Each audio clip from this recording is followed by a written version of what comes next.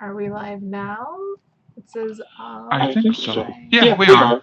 Yes, finally. Okay. We have a couple people I think waiting. we are. Hello. Thank you for joining us. Oh crap. I have mine. Yay, we're live! Yes.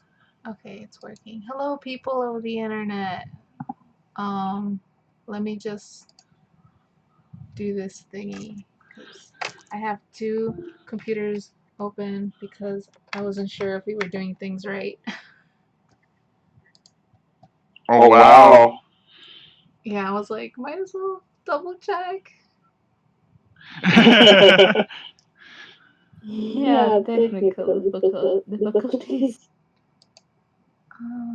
Still better than usual. Yeah, we started earlier. I was gonna say we started on time, but it's not on time. Closer than before. We had less technical difficulties this time.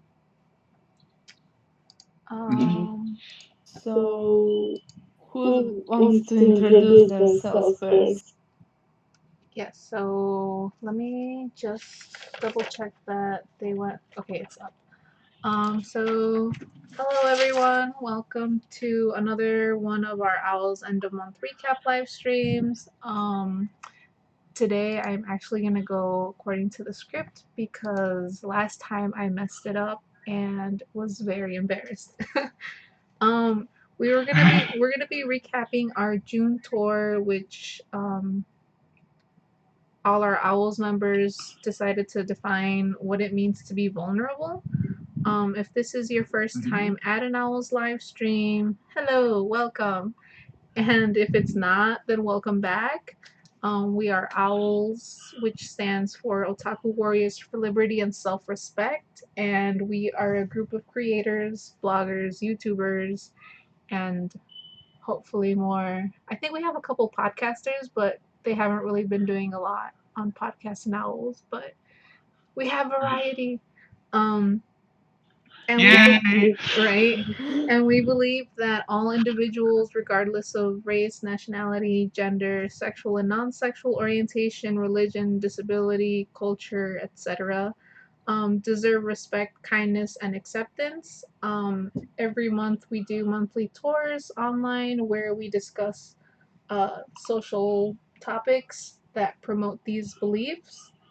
And we usually talk about um, our personal stories. We analyze pop culture, literature, and other forms of media in order to discuss these topics.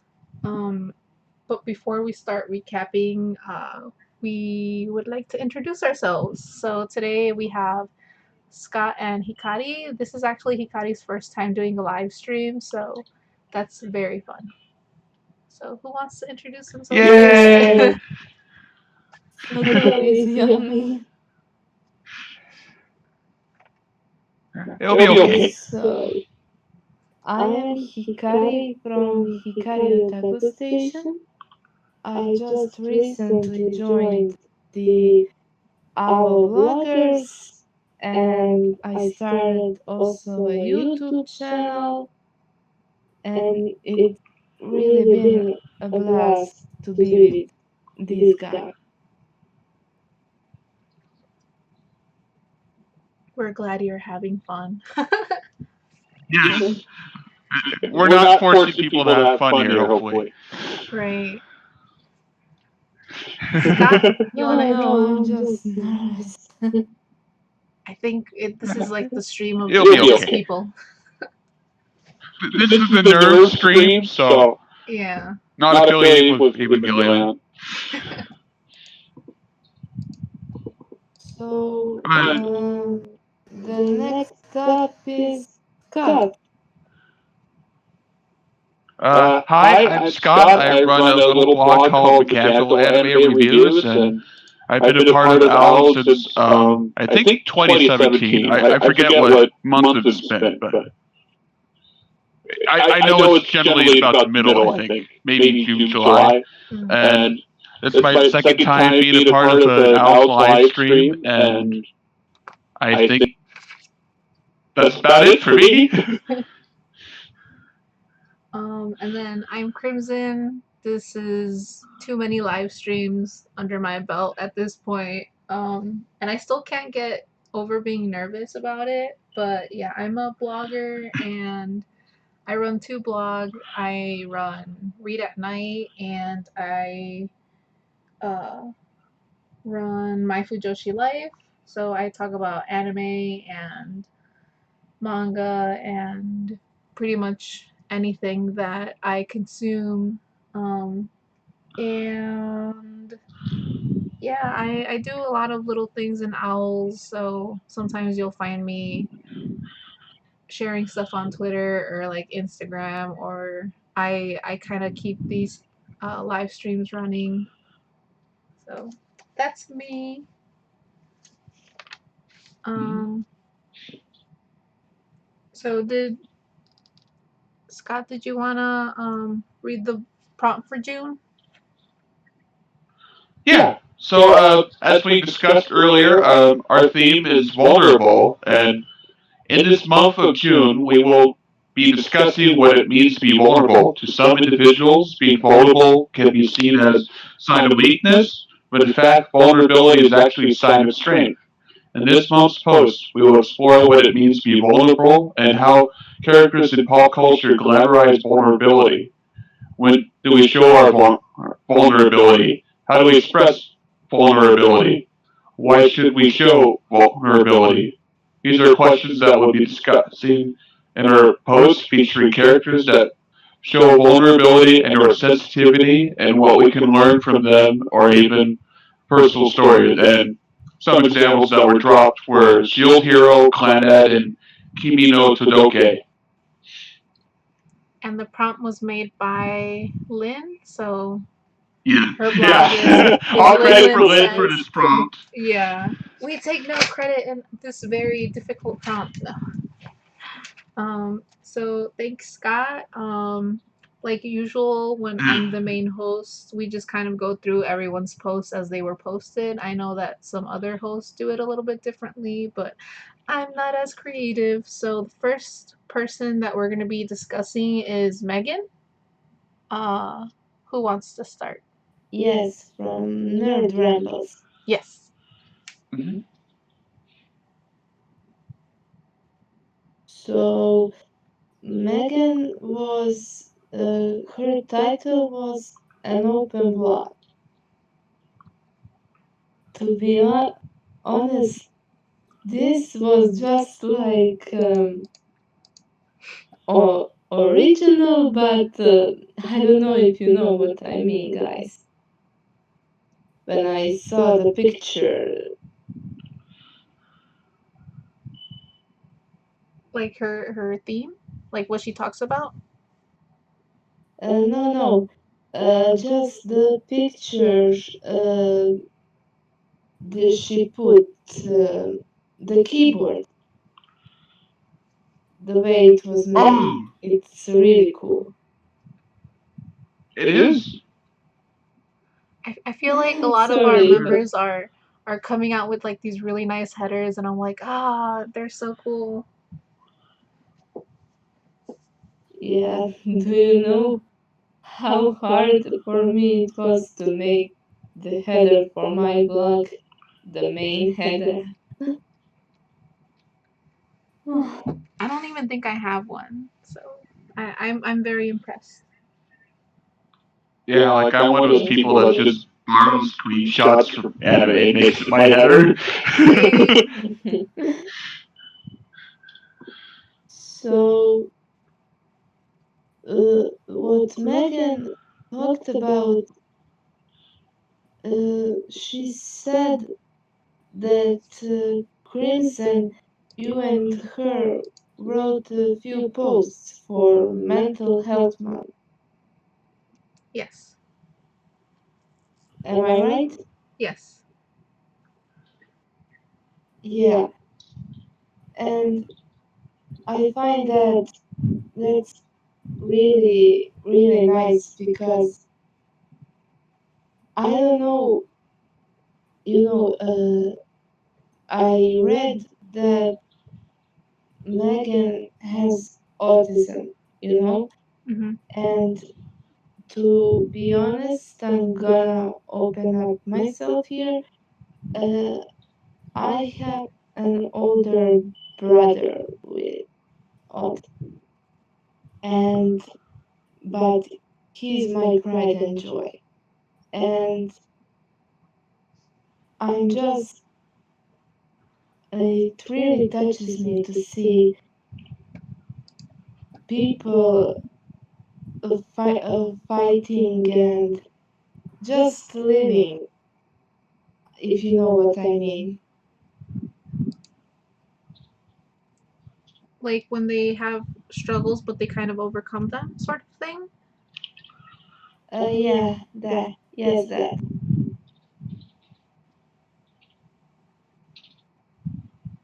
I think that's a really big thing with her post because I know we did the mental health post, and one of the things that she talked about was autism, and how actually I think Lita talks about this too, in not in this tour, but she's talked about it before because she also has autism, and how like both of them felt like really like welcomed by the anime community.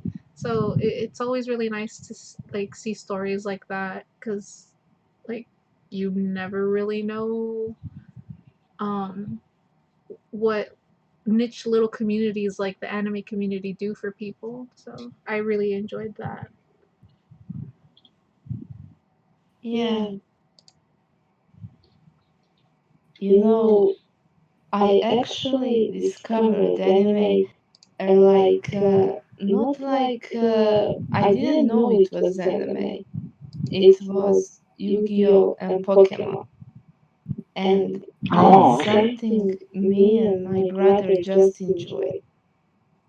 And if it wasn't for that, I probably wouldn't even be into anime right now, and that just means so much to me.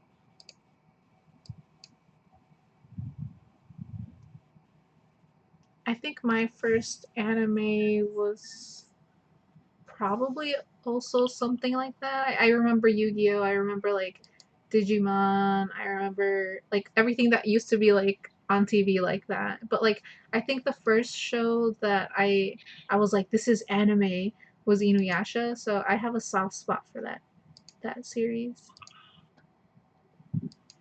Mine was, do you know Kamikaze Kaito-jan?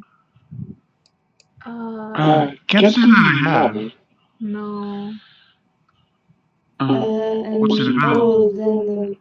old anime about this girl who lives alone, and by day she's a normal student, by the night she's a kaito, which means like thief, and she goes to steal paintings or valuable items. But the trick is, she doesn't steal them, she seals the demons that are inside of those collectibles. How should I say? Oh. That sounds like something I want to Oh, okay. watch. It feels kind of like Case Yeah, Close and like Dimension W, I think. I feel like that's the first thing that came to my mind. kind of. Kind of, yeah.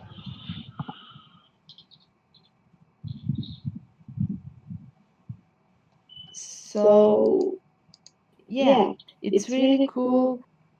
Uh, you might know the author because she also did Full Moon, if anybody knows. I think I do. I think I know that one. Yeah, I Yeah. recognize that name. Let's see. So, Scott, what was your first real anime? Um, I guess it was Pokemon, the original Pokemon back in the day. Oh, I love that. Yeah. because the original Pokemon was just so original. Yeah, it was pretty different because especially when you don't really know much about anime back then, and suddenly there's this different thing with different art style, with different even if it was kind of messed up or with the dub by certain companies that like to localize things too much Yeah, but for one kids. thing, you know what? There are always two things about Pokemon that kind of one bothered me. How come Ash or Satoshi never grows older? Because they need to keep the kids interested in it, probably. Yeah, I mean, he goes on from a journey to a journey and he stays the same age. Yeah. But Well, you know what really kicked up for me was when they introduced Pokemon contest, especially in Diamond and Pearl.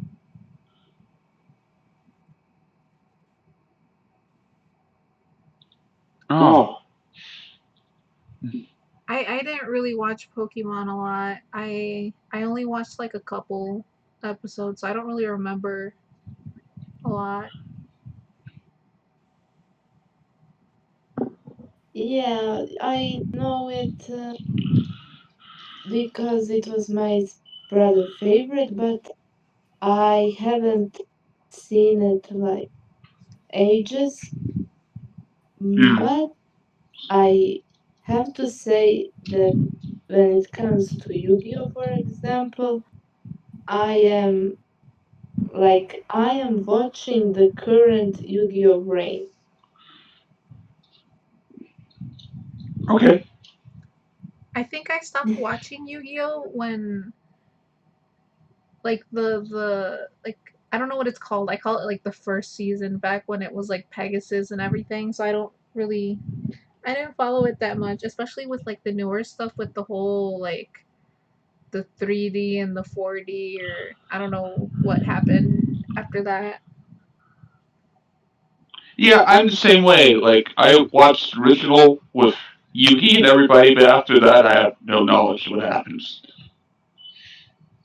Well, it has a story. Every main character starts with an epsilon, and sometimes the character is cheery, or in the next series it's dark, like dark personality, something like that. Oh man, we are supposed to be talking about posts. Yeah. Was there anything that you We liked should about her probably. post?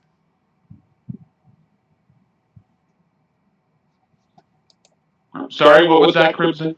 Yeah, I didn't hear you. Was there anything else that you liked about her post?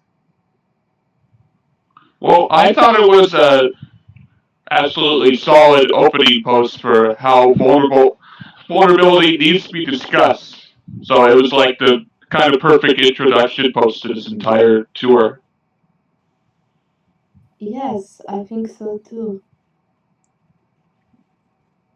I really liked it because And of that too, because we're like I think the majority of us are blogging. I think there was only like Dylan that did like the YouTube video, and even though she talks about like the mental health stuff that we open up to each other, I think she also mentions that even when you don't write personal things, you're still kind of putting yourself out there. So I really enjoyed that about her post. Yeah, I really like that part too. It was a great opening. This is a completely new thing for me, and I really enjoyed it. Mhm. So the next one is you, Crimson. Yeah. Yay! So I'm not gonna talk about my own post because that would be cheating. But if you guys have questions or anything, I'll let you guys speak. Well, how did you? Made you come up with talking about it in Spanish? I know you talked about it, but So Just you said what happened? you that's what I told want to me know. that you know Spanish, right? Yes. Yes. Crimson. Oh, can you guys not hear me? Uh, can hear you now. Okay, yeah, I know Spanish. So Yeah. I So actually didn't know what to write about for this like tour because I did a whole bunch of posts for mental health where they were all about being vulnerable. And after that, I was like, I don't really want to put myself out there anymore because it was getting exhausting. And so I was like, well, I'll talk about music again because I had talked about music before and I thought that it was um, kind of fun to do it. And then once I started writing, I was like, wait, I should do it in Spanish because I needed something to get my mind off of things. And so that's sort of what I talk about in the post that language is also a way to um, is also like a form of vulnerability because you kind of return to whatever is comfortable to you. And for me at that time, it was writing something that would uh, focus like all my energy into something that isn't about being vulnerable. So I guess that was what I was thinking with that post. Yeah. This okay. I have a question. This I read Romeo Santos, the song that he wrote or sang. I'm not sure. He sang it. Yeah, it's like how was it? I'm looking at it right now, but I don't know Spanish. Oh yeah, so if you go all the way at the bottom of the post, there's a translated version of my post. Okay, I got it. Just a second. Da. Have your own theme music. Right?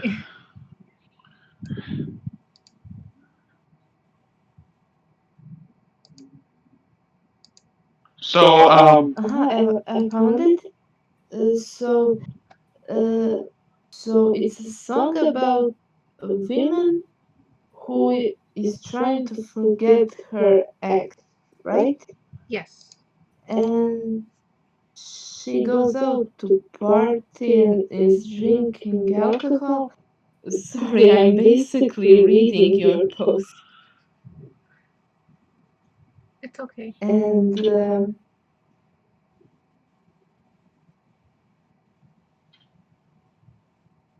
wh- uh, what I wanted to ask was, what made you why this song exactly this? Well, cuz so my family is really into watching like those like singing shows where like they're competitions, but they don't watch them with adults. They watch them with like little kids. There's this thing called Pequeños Gigantes, which is like little giants. And so Um, and so one of the girls was singing this song that I felt was inappropriate for her age. And so, like, I was thinking about what songs to compare because this is a comparison type of post. And I just Mhm. like instantly thought of his song because I'd heard it so many times recently.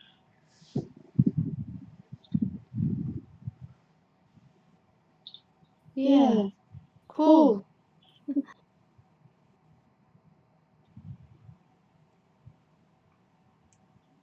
Scott, did you want to add? Well, I'm glad you picked the more positive song to go with this because, like, the first one, like, sounds so creepy. It was.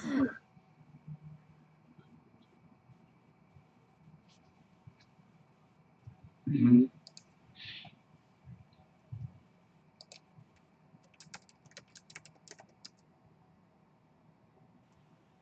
Even though, like, apparently, like, second one isn't as perfect as it imagines to be, but at least it's better direction than the other one.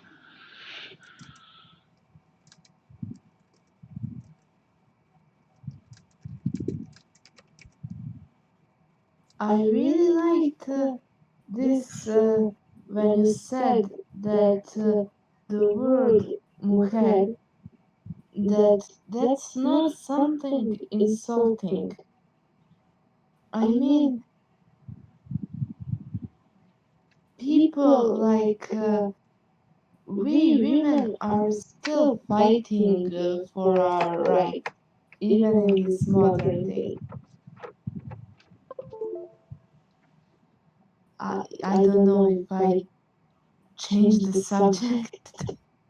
No, that's one of the things I was talking about in the post. Um, well, I focus on women a lot because I'm a woman, but that that's basically what the songs are about as well. Yeah. Mhm. Anything else? Uh, I think that's about it. yeah. Okay, so So then the next we have the next one is supposed to be me. yes, it is. So Yeah. so if you guys have any questions, you can also. Well, can you tell us more about the anime that you mentioned in here? Oh yes, it's called Spiral, like Spiral Suiri no Kizuna, and it's um it's a mystery. Um, Ooh. like so there's this high school student called Ayumu, and he lived with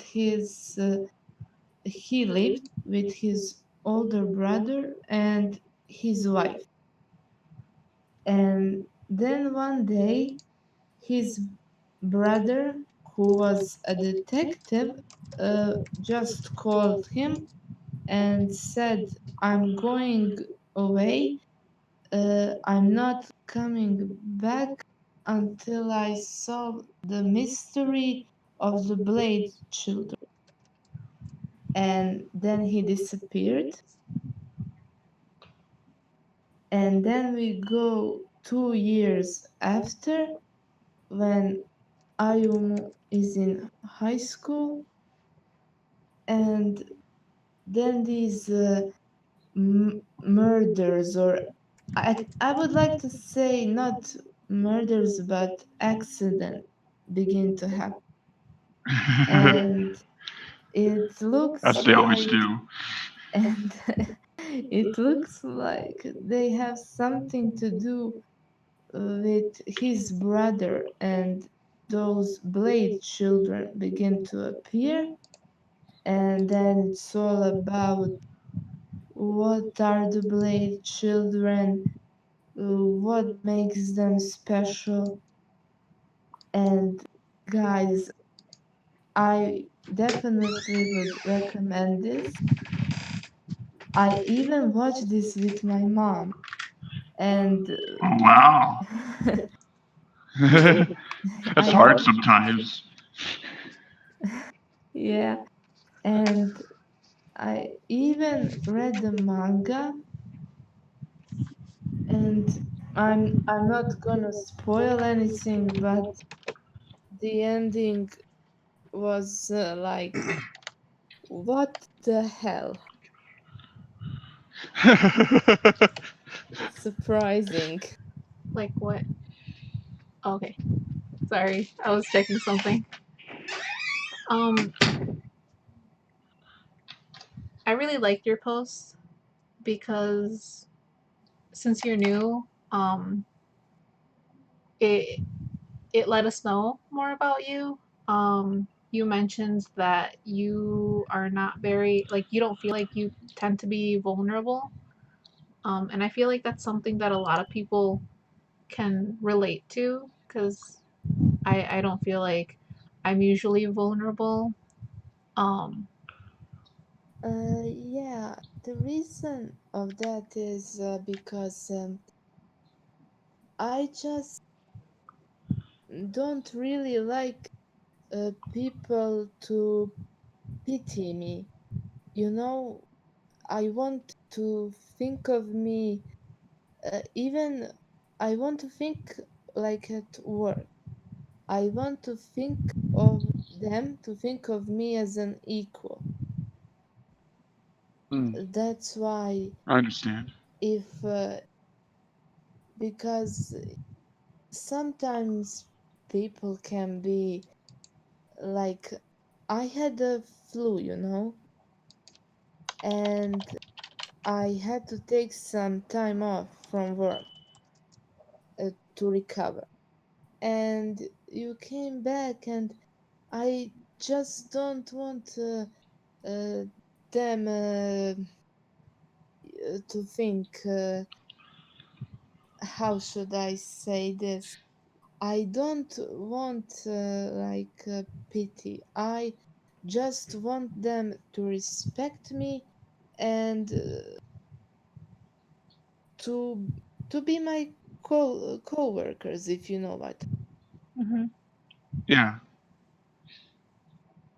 Like I really show my vulnerability. Sorry, to uh, only a few people because sometimes I'm sure you guys understand that too. That people can know to be mean. Yeah. Although I've had like positive experiences at my job, but sometimes there's that one person, Always that one person. right? Yeah. I think it's interesting that you Well, mention all of that because like we're talking about vulnerabilities and like the a lot of people have been saying that, it's not bad to be vulnerable. It's actually like a good thing to because it's a strength. People usually think of it as like it's a weakness and everything. And so I think what you just mentioned is sort of like one of the reasons that, we so I think that for me, courage is not to how should I say this? Uh, not not to allow myself to until I know that person next to me is someone trustworthy and I can rely on. I don't want I don't want to show my like weakness, or if you know guys what I mean. Hmm. Yeah. Does that sound logical? Yeah. Yeah, I think Makes we all sense. do that.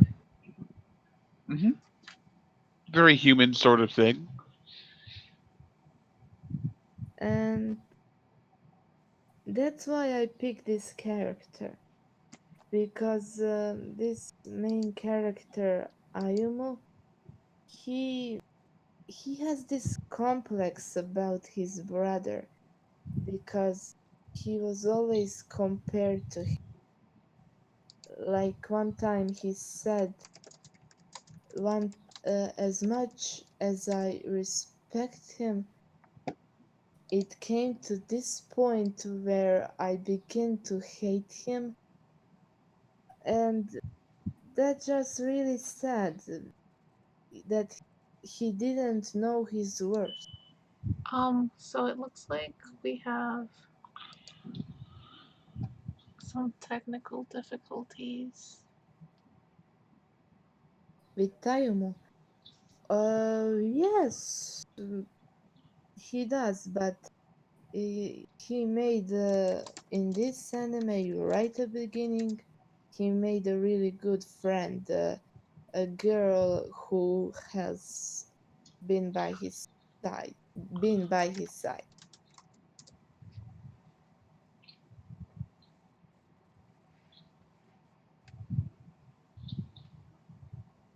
So, do you guys have any more questions or? I think that's it. Do you have any more Crimson? Mm-mm. I was just really curious about the series because you didn't mention it a lot, so you pretty much cleared up what it is. It sounds interesting. I think I would want to watch it, but it does look a little old though. I feel like I'm always like avoiding old looking Ah, anime. you hurt me, Crimson. I know. I feel like a lot of people have been talking about that recently, and I'm just like, I'm one of those people. Well, it's all good. I mean, we have good anime or manga no matter what decade they or year they're from. Even in New Year's, there's some really fantastic ones, and then there are some really, you know what people say, like classic this or typical that. Hmm. Mm. Those are the comments I Mhm. have been hearing.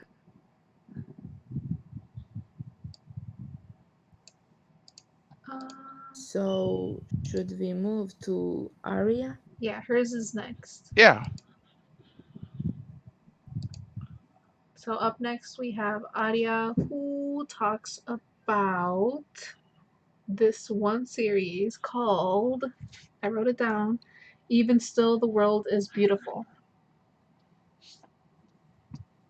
I I couldn't believe it when I saw this because I know this anime. Uh, the Japanese title is Soredemo Sekai wa Utsukushi. Yes. I just couldn't say it, so I wrote down the English one. My, of course, I only know it because I watched it. I really Mhm. like the sound of that. Uh, so I really like what she did here, guys. Uh, Oh yeah, me too. because these you've read the post. You know what the anime is about, right? Yeah. And Scott, why don't you tell what it's about? Well,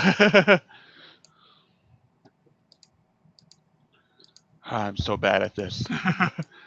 But basically, her post is a pretty good look at the two main characters, Nikkei and Livy from well, the anime that was discussed. I'm sorry, and she looks at how characters in question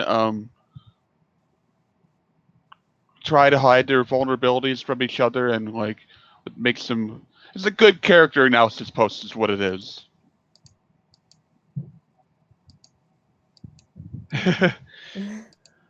I haven't watched Yeah. the series, but it Yeah, neither sound have I. So like, yeah, but I think Ah, Arya always does a oh, really good job at explaining like hmm things. if you have any questions about the anime, I can answer if you want. Okay. Um, uh, I think that the thing that popped out to me the most in Arya's post was that Livy, is that the person's name? Um, yes. that it looks like he does a lot for the people that are around him, but he doesn't seem to realize it. Like there's a part where she says, or they say, where is it? But he also ignored how he was helping the people of his nation and the relationships he had with people. So it's kind of like he's Ah, just living like things. Livy, Yeah, the king, right? Livy. I don't know who that is, but it says Livy here. He might be the king. I haven't watched Yes, it yet. Yeah, yes, neither have I. So like, that's him. So, he's like a king of a kingdom. Only he's like the kingdom is the sun kingdom, and the thing is, he's a kid. You know, the Oh, kid okay, king. yeah. How should I? I think she mentions that. I think they mentioned that he's like 12 or something. Yes, and he he gets a bride. That's the other character. That's Nika, the princess of another kingdom.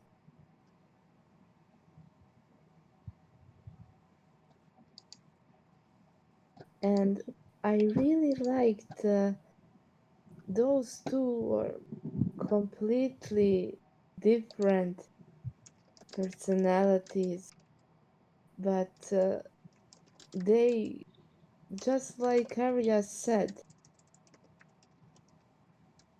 how should I say this?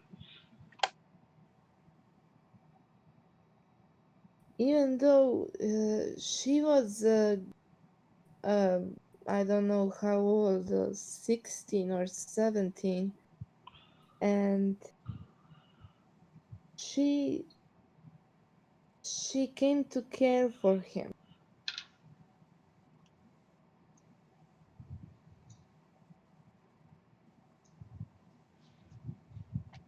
She Well, did. Arya really does a good job of explaining this. I wouldn't be able to do that. um, yes, this sentence that she wrote from the anime, I really like. Like, you own the world, but you never looked at any of it. That's the one I was That's, looking at too. I really like that one. yeah, yeah, because, like, Livy conquered the world, and yet he didn't care about any of that. It was just like some blind ambition at first, and then later we discover his backstory. I don't want to spoil, guys. It's okay. We tend to spoil everything in these owls posts anyway. Uh, usually, yeah. yeah. Um. I think that was like the biggest takeaway that I had as well, where he kind of just is living but not really like realizing what he has. So, um, but there was another section where Arya mentions like his vulnerability somewhere. Um, so like apparently he was attached to like one of the servants and like that would be exploited. Um, and so I feel like a lot of series sometimes um, make that like vulnerability as a weakness. So I thought that was interesting to mention. Yeah, because this show really, uh, yeah, found what Arya wrote. Uh, that this anime is a reminder that defining vulnerable means defining what it means to be strong.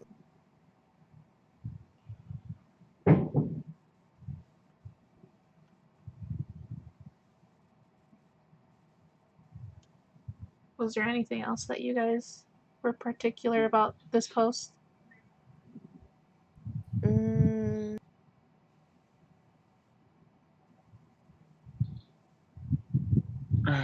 Can't think of anything. I think we covered everything.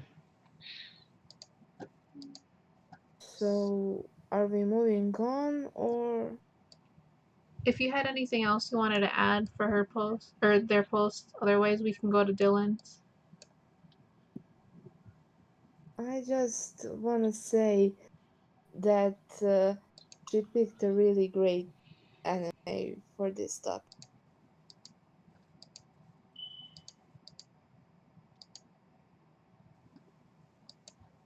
I think they did too. I haven't watched it, but it sounds like it's a really good one because like there's a lot of ways that you can go with vulnerable in there.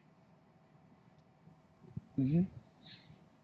Um, Up next we have Dylan, which was actually a video that he did, and he talks about Check Please, which is a graphic novel.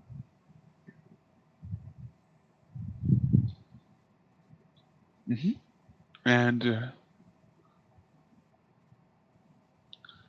it is a hockey comic, but covers a lot of like it was Pride Month during June, so it covers a kind of a gay romance, and it seems like a lot of complicated issues and things. A lot of I guess I don't know how to really describe it myself, but Yeah, so I haven't read it. I plan to read it. I want to read it. Because it's actually by like one of the publishers that I really like. I've read other books by that same company, and I've liked all of them. And this company tends to focus on a lot of like things that you would go through as you're growing up because it's like a coming of age type stories.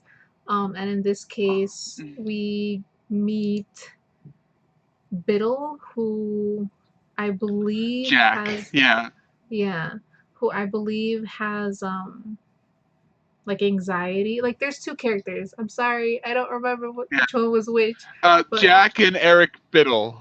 yeah. And so like one of them I had to has, write names down. yeah, that was The smart. I only should have thing, done that too. Um, but like I like that the comic, talks about like anxiety and like romance between a gay couple and like, just growing up and all of these like different hardships that you kind of go through, but you kind of get through it all. Is was pretty much the takeaway that I got from it, and you do it by relying on others.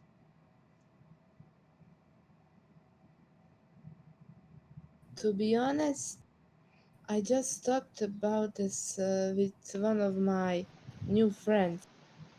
I have never read like an yaoi, uh, in my life. And then she recommended to me, I think it was I Hear the Suns, um, and I'm planning to pick it up soon. And I don't know, I just never, I always been kind of shoujo, but I really wanted to try it. So, Crimson, you run the Fujoshi site. You have to give me some recommendations later. Oh, I have a lot. No, but the one that you were recommended, I haven't read it yet, but I've heard really nice things about it. I would also recommend this one that Dylan talks about, just because I've had like a good relationship with this like publishing company. It's really cute. I'm pretty sure he sounded very enthusiastic about it, so um, I I thought it was a really cute series to cover because it talks about, being vulnerable, but it also talked about Pride Month, which is basically like it, usually all of our June topics involve Pride Month in some way. And so it was really nice to see this series being talked about.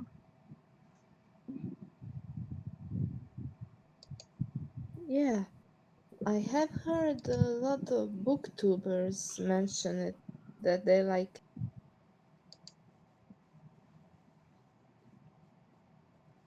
Scott, was there anything that you wanted to add?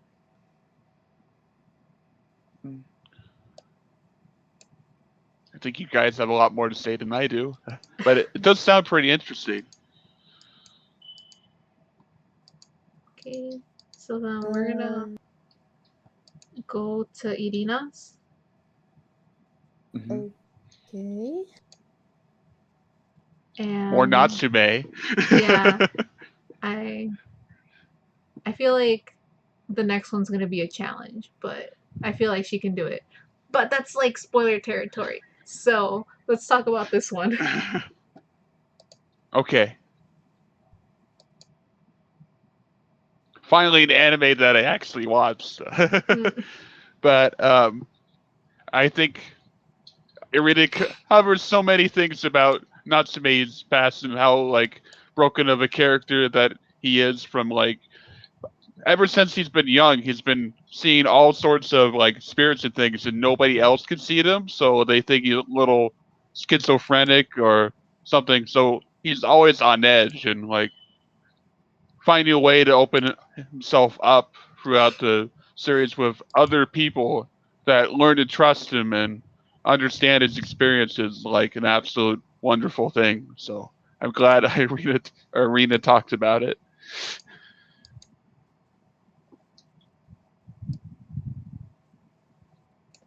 I think I've mentioned this before, but I don't think I can invest so much time in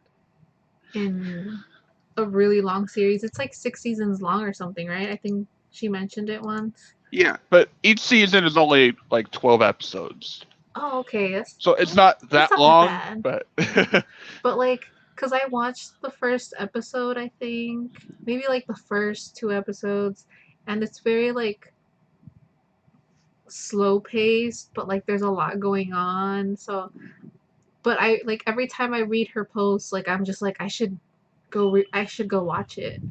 Um, but I feel like Irina's posts are always like really like well written, but also like really to the point. Um, they're also very like philosophical. So, hmm she's um, very smart. She just is. Even if she won't admit it in her post, she is. um, but I mhm. can't say much because I didn't watch this anime, but I did see it. One YouTuber, the anime man, he's really popular. It was in his top 100 anime poll he did, if you guys know about that. I don't follow him. I don't either. I just watched that video about that list. Hmm. I've heard I don't think I've ever heard anything bad about this series, which I think speaks something about it. Um, but I found the place that I saw with that I thought was interesting about Irina's post, which was basically that I think you said this already, Scott, where at first Natsume is kind of like he keeps people apart from him because they think bad of him because he sees all these spirits, and so like he pretends he doesn't see them. Um, but like throughout his journey, he starts Mm-hmm. to kind of like open up to people, and it has a positive change within him. So even though he's like being That more sounds. vulnerable to people, it's like it's a good thing. That kind of sounds like only it was the female character, Chise from Ancient Magus Bride. She could It also is very similar, yeah. she could also see those fairies, or how did they call them? I don't remember. It's I been a little while. Yeah, and I wanted to start collecting the manga. I never finished it. I read the manga, but I only got so far. Hmm. Um, but I heard that there was gonna be a season two.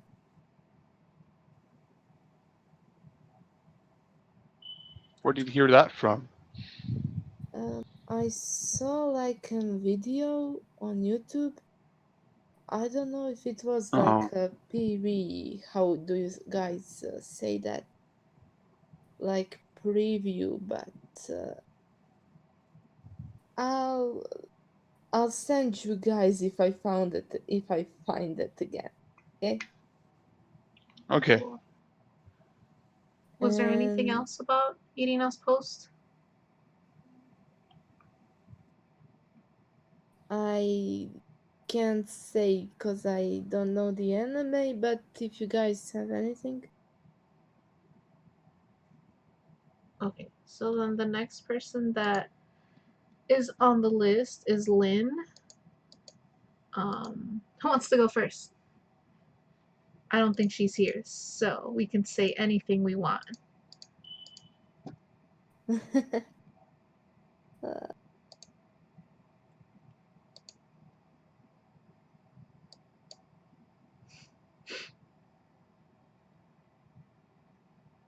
just to say before that, Lynn, I don't know if you hear this, but I saw that you reviewed Asian drama I'm watching right now.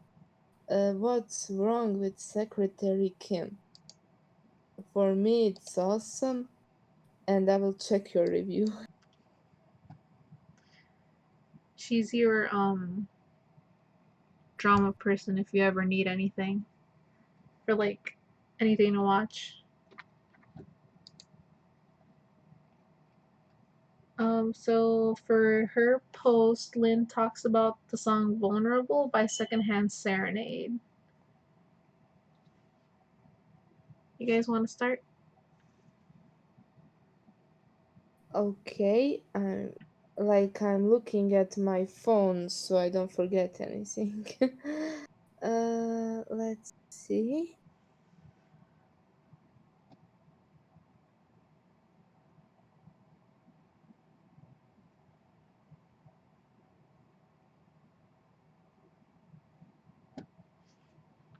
I wonder if we're having.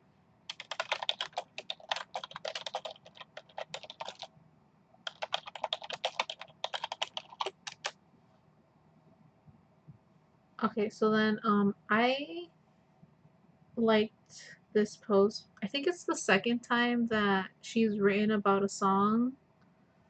Um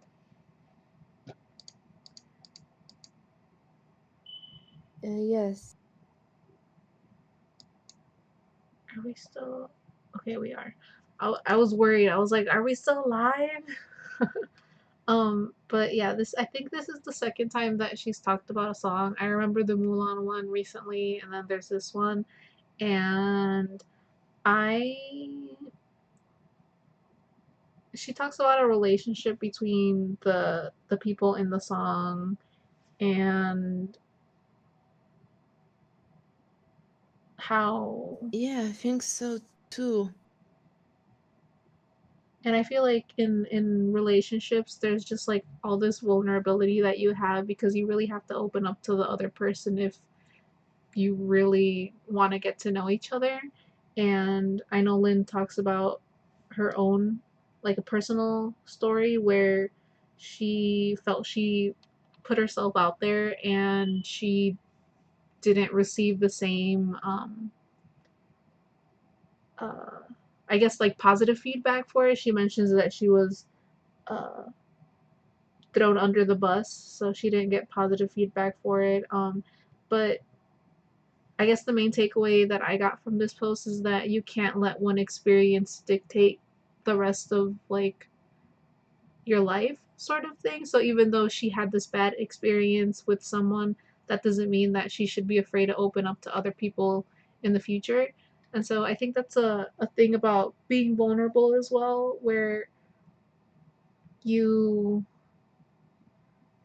like if you put yourself out there at one point and then like you get negative feedback, let's say once, twice, I don't know how many times, it's like you just kind of want to go back into like your little bubble, but you know, like Natsume, like if he goes back, but then he loses all these other like really pretty experiences that he could be having. So I like always I really enjoyed Lynn's post.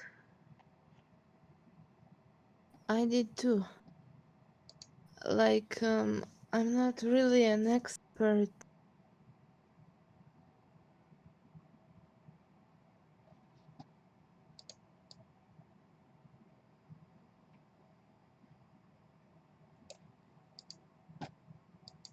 I feel like we lost Scott. No, I'm here. I Okay, I think. was like, I don't know, I I don't hear him. Yeah, I felt I was talking too much, so I should let you guys do the talking for a bit. It's okay. Share everything that you want to share. What did you guys think about her post?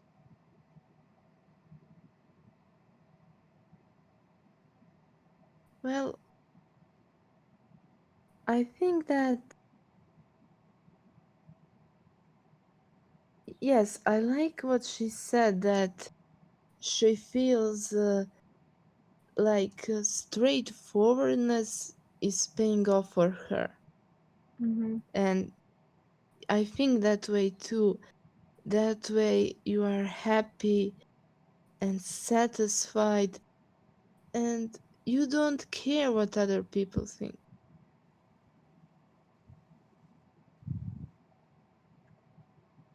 It's on the end of the post. Yes.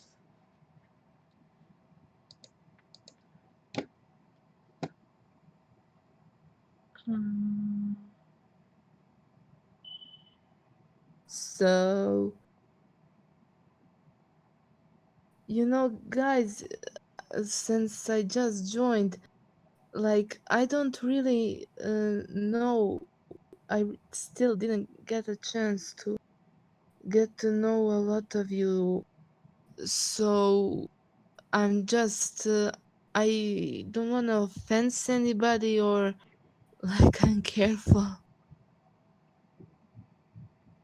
I feel like you've been very polite with all your comments. So I mean, I haven't heard anything bad. Um, No, really, I don't notice anything bad. If I did, I would say don't worry about that. yeah. So if that's all we have for this one, Up next was Jack.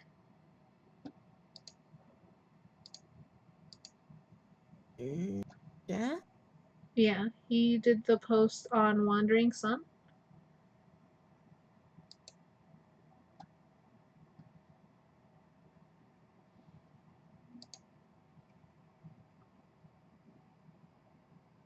Did you guys want to start?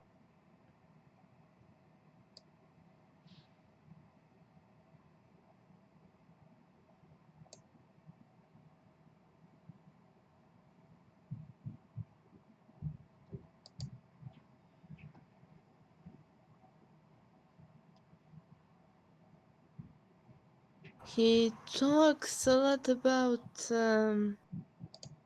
in the beginning I saw him mention the how should I say transgender, Mm-hmm. like that people have a hard time, and I think that's true.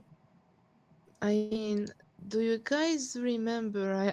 I don't watch them, but I know when that of the Kardashian family, the father Bruce, when he became Caitlyn.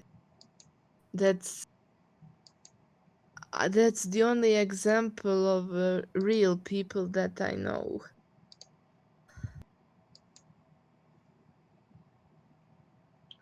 I Do have. you know what I'm talking about? I don't know what that is. Is that a series or is that like actual like the family? The Kardashians are like reality. They're a real family, and they made a fortune filming their life, Oh, okay. Yeah. and then their father Bruce, he became Caitlyn, like a woman, and it was a very big news back then. Okay. Yeah, I don't watch TV like that. I only watch anime. Um, and even then, only sometimes. Um, Yeah, I know it's really hard to keep up with work, with other responsibilities. um, so I think this is the second time that he's talked about this series that I've read. Um, the first time was for our January tour, for Metamorphosis, and now it's for Pride Month's Vulnerable. And I just going back to what Megan said about like our blogs kind of being a form of being vulnerable, um, and just knowing that he's into writing and like all these things. It's like you can tell the way his writing is very like journalism, which is not a bad thing. I like it because it's informative. You know, I don't really know too much about this topic, but you hear about it, or I hear about it on Twitter a lot, where um, people that identify as trans or that are trans, they can't find a safe space in the LGBTQ community, even though technically, they should be. And so I've never watched this anime, um, but the thing that stood out to me the most is that sometimes you can't find that safe space to just be yourself and be Yeah, vulnerable. yes, I haven't seen this anime either, but through the experiences in life, just be yourself.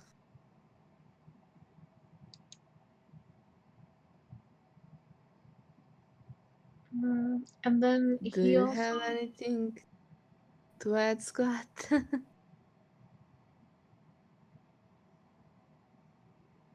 I feel like we lost him. I don't know what happened. Again? Scott, where are you? Come back. The voice. I don't know anymore. I'll just quit. What happened? I don't know. I don't know why I'm going in and out. Well, we can hear you now. Did you have anything to add about Jack's post? Like, well, it's just I guess I don't have that much to add to it. It's just like how hard it is to be yourself when society really doesn't look at what you want to be very well. And it's a very good post to talk about that and like how about that in general, I guess. It's very well researched and thought out and I feel yeah. like a lot of his posts are very well researched. Mhm. Yeah, and that's what I like. I really like when people take their time to write their posts, to research for them, even if that means they're gonna post not as much as maybe some other people. You know, guys, what I mean? Yeah. Mm, So, are we going forward? Yeah. Let's do it. okay, so then up Uh, next we have Angie.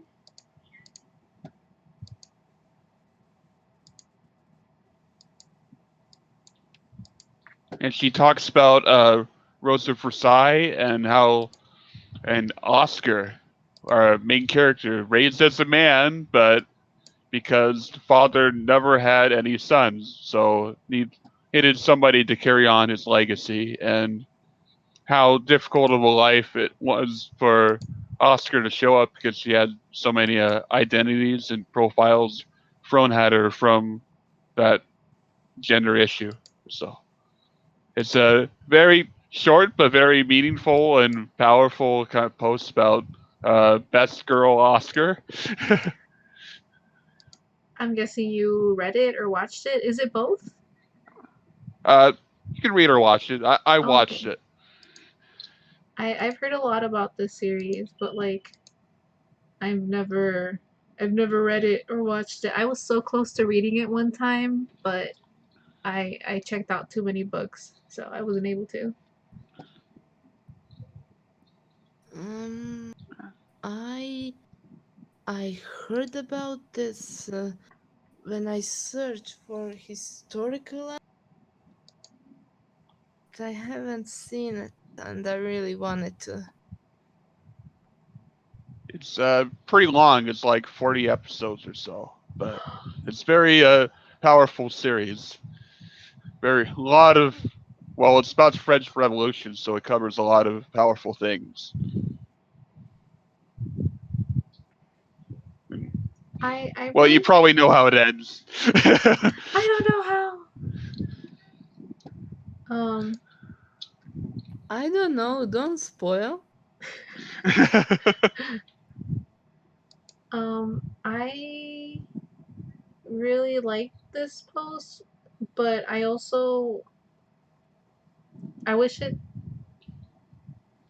um I wish Angie would have added more to it because I don't know what the series is like, what exactly happens or anything. And so I'm not really sure what the challenges that Oscar faces are. Um but yeah, I think this was another interesting post that relates back to Pride Month. Mhm. Yeah, I think I would comment more if I watched the anime. Oh, yeah, But one part it that does happens. stand out to me is that Angie says she shows that her gender isn't a weakness but rather a strength. So I'm just gonna kind of take a guess here and say that do they ever find out that Oscar is a woman? How does that? I don't know how Hmm? it works. Oscar D. Jarjades, I think. But like, does Oscar ever like decide to? I don't know how to word it. Like, does Oscar go by he or she? Oh, she. She? Okay, so then does she ever change from what like the masculine upbringing that she had to like a more feminine one? Um, Never completely, just for one night, and it didn't work out for her. Oh, okay. So yeah, I'm not really sure how Oh, this hmm? post goes because Yeah, I wish I'd known more about like what the challenges were.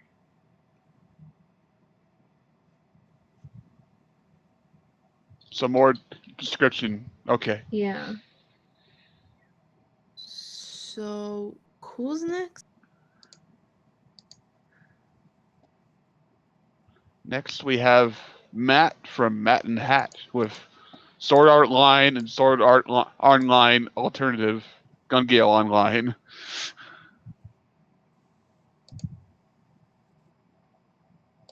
Now that anime I do know. I Hmm. mean, a lot of people know, Yeah, but it's pretty popular. yeah, with some people it's popular, with some unpopular. Hmm. But I really liked, that whole aspect of being trapped in a video game when I first heard about it. So, for his post, I kinda got lost in on my phone.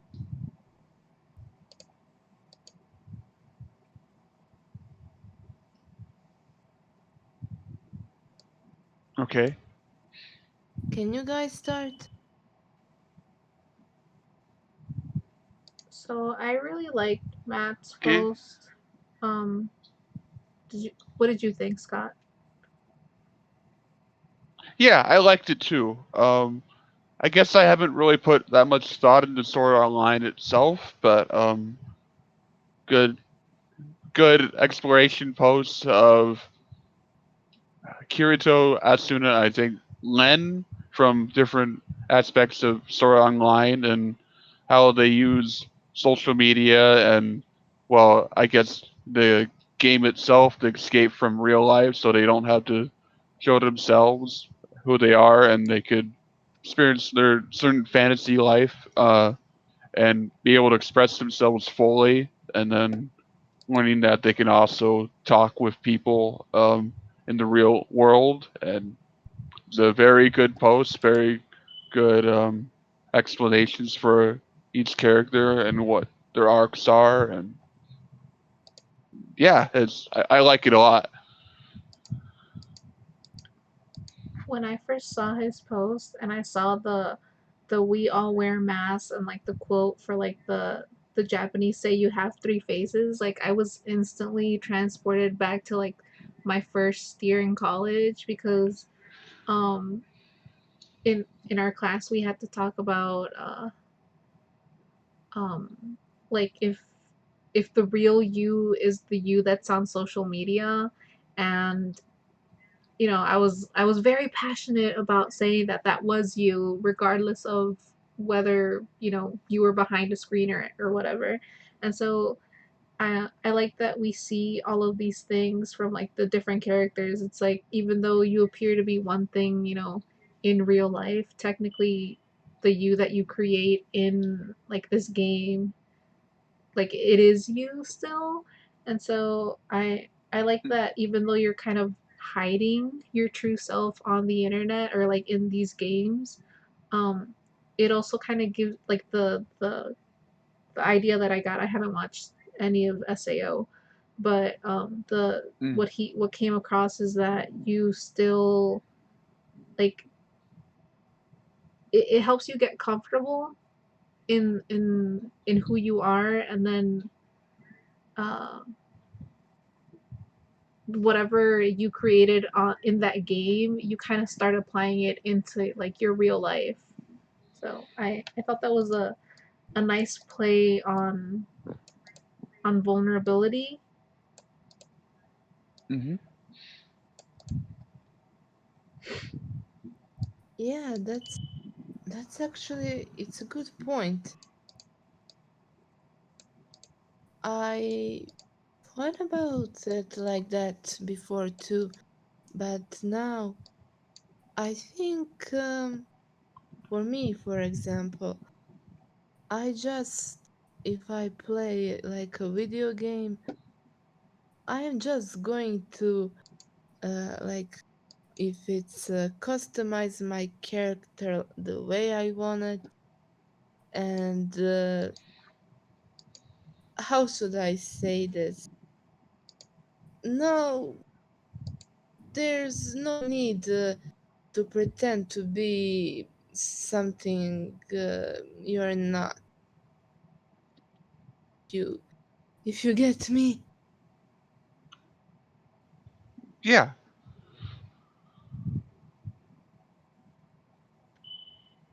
I feel like But Mm-hmm. when I interact on social media or stuff, like even on games, I'm kind of something that I'm not, but like it is me if you think about it. Like I don't know about you guys, but whenever I play games, like I hardly ever play as like the female character. Like I'm always playing as like the dude, or just I kind like of do the opposite. right. So it's like you're kind of doing like this other character that's kind of not you, but it is you. And now I'm starting to think about that MMO junkie anime.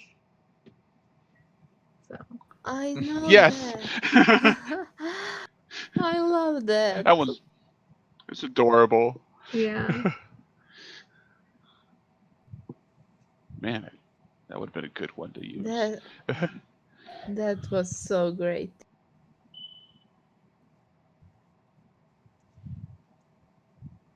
was there anything else that you guys wanted to add for his post?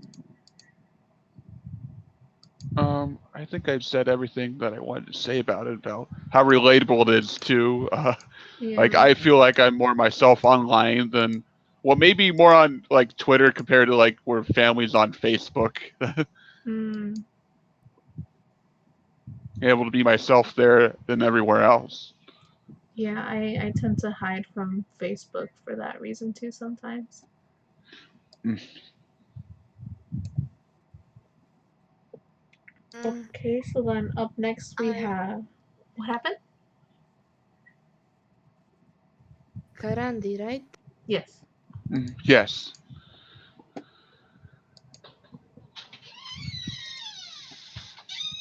Did you guys want to start?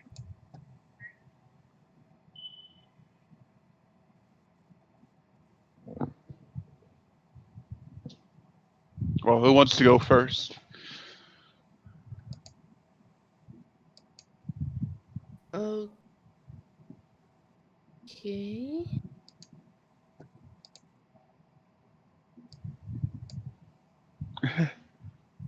So Kanandi talks about I call it Snow White with the red hair. I always like forget her name. Shirayuki, I think. Shirayuki. Yeah, so she talks I about just Shirayuki and yeah. basically how she grows from episode 1 up until the end where she Shirayuki like she comes off as like an independent character and that like she can kind of do, she's self-sufficient is what I got. But when she's in like real trouble, it's not always the best thing to be alone. And so she comes to learn this as the series progresses. She I think they mentioned that she gets kidnapped or something, and so Yes, that Mm-hmm. happened in. I watched the end and actually just bought the first physical volume of manga came out, and Shirayuki was really like a strong character, but also vulnerable at times.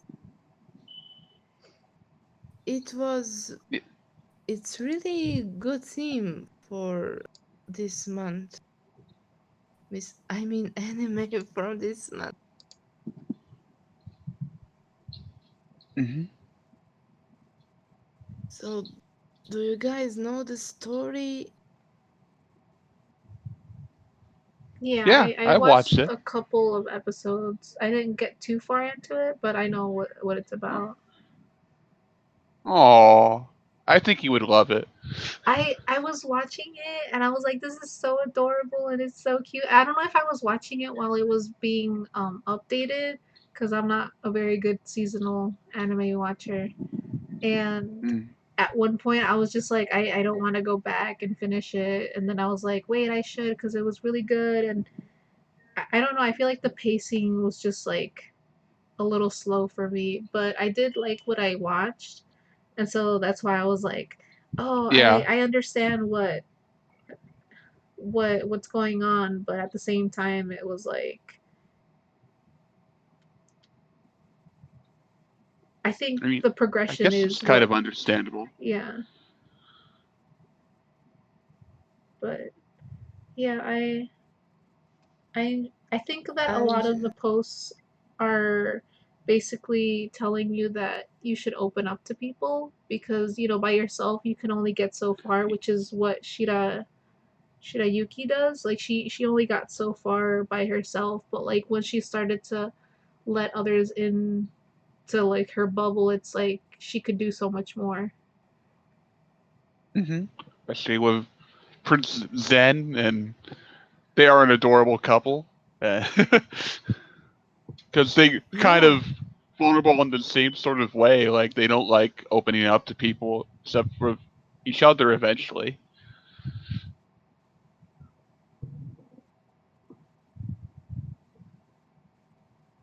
Hmm. So like very good talk on how Zen and Shirayuki learn to really trust rely and on each love each other. other. Yeah, just just all around adorable, I guess. Anything else you Yeah, guys I wanted to add? really like.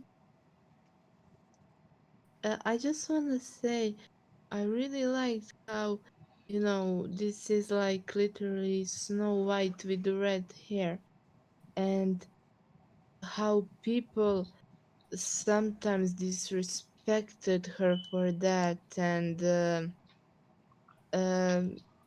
then one time she got kidnapped because of it. She earned her respect when she started living in the castle. She was doing like some sort of like test or something, right? To get something. I feel like she was doing something. I can't really remember though. Hmm. I remember there was like this Y- episode yeah, with she something in was. the garden. How do you say a pharmacist? Yeah, that's what Yeah, it I think was. that's what it was. Yeah, that was it. Yeah, because that's what her grandparents were. And I really like that aspect, It's not like maybe a maid. It's an unusual classic for it when it's a prince to be maybe a maid, or I don't know, like a servant. Or but I really like the fact that it she was a member of how should I say, team in the castle. Hmm.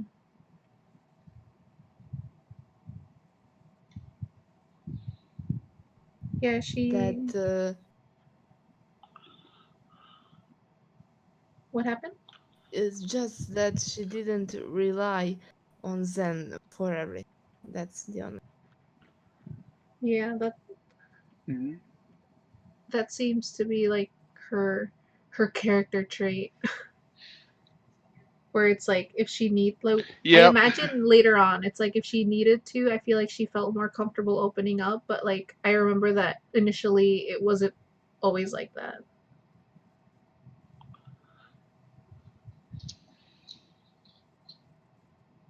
Anything Yeah, else? because she felt like she had to be.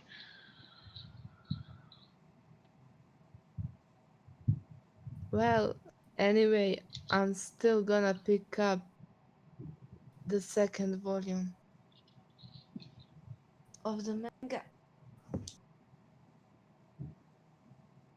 I started reading like a few pages of it and it looked really cute. So I feel like I would be more into the manga than I would the anime. Although I've heard good things about the anime, so.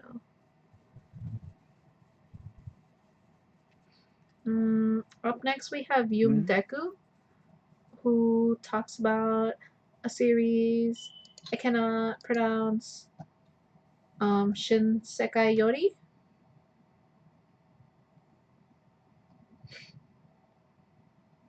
Did you guys want to start? Okay, just give me a sec. So next up is Yundeku, right? Yes. Um, here it is.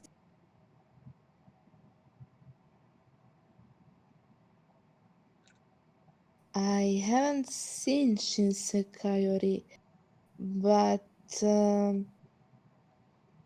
I really liked how Yundeku mentioned you guys. Like she mentioned you, Crimson, Mm-hmm. uh, Hazelin, Mm-hmm. Lita, Lin, and Naja. Mm-hmm. Now I have only spoken to you, Crimson, to Lita. Actually, Lita is how I found out about you guys. And Naja. Yeah, I think Hazelyn has been busy because I haven't spoken to her in a while, and Lynn tends to come and go. She's usually active on Twitter though.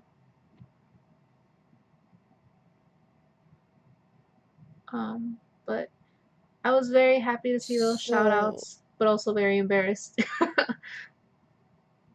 yeah, it's you may like when you guys mentioned me as a new blogger, it made me so happy, but also embarrassed, like I mentioned.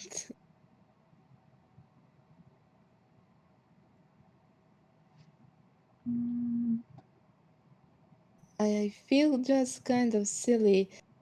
I would want to talk, but I don't know this series.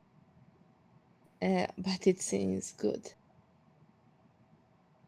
I haven't watched the series either, but I saw where's the word at?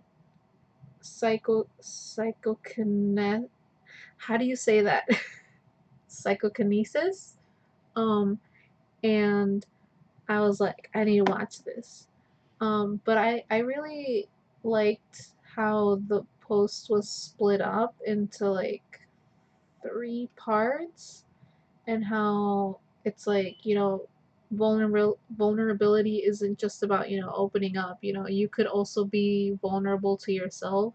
And so, you you kind of have to accept who you are, even inside of your head, because that sometimes can be one of your worst enemies. And as we can see, one of the characters bottles up their thoughts and emotions, and then, you know, they became something that was really terrible.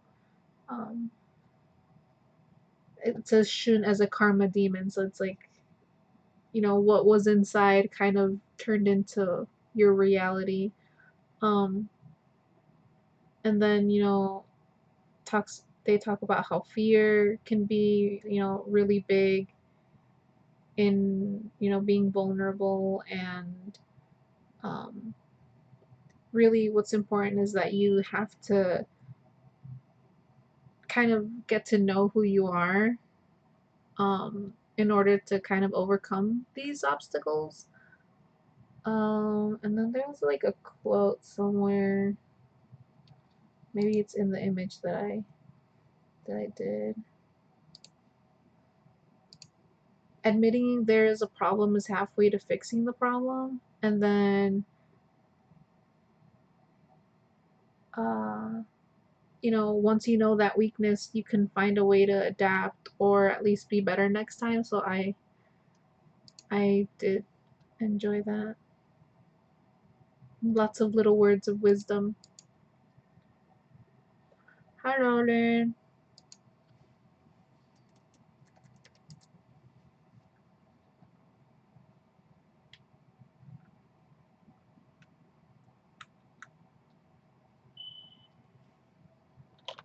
Is Scott, are you here? I feel like technical difficulties again. No. Did you want to add anything else, Scott, Hikari? While he comes back, hopefully. well, Never mind. You're back! the only thing I can say is How? Must be the stupid headphone thing. But well, go on. so I've watched this series. It's very harsh and dark and dramatic and focused. Like it is like watch like if you read 1984 or something. Like it is that kind of story where you live in a just post this society where people have developed psychic powers, but they don't want to get out of hand again, so they have to do like psychoanalyze and like take out elementary school kids and such as they grow up. And it's a very like series that shows you the very depths of like the society is like from the since that happened and how they're trying to keep everything under control. And like so big of all the analysis of like I never thought about vulnerability when it comes to the series, but I think Deku was very right about that and right about how there is a lot of vulnerable issues when there's a lot of like everybody's looking at you under a microscope. So they want everyone to be act a certain way or else society is doomed. Or so it's a very I'm glad that they brought the talked about this and all its characters and all its quirks and everything. It's very insightful and really liked it. So that's pretty much what I have to add about it. All I can say is I will check it out. Then I can give my. Okay. So the next one is Naja, right? Yes. Mhm. So like who should start? Um, Good question. Can I try? yeah. Yeah, do it. Just a sec. I got lost again. Um,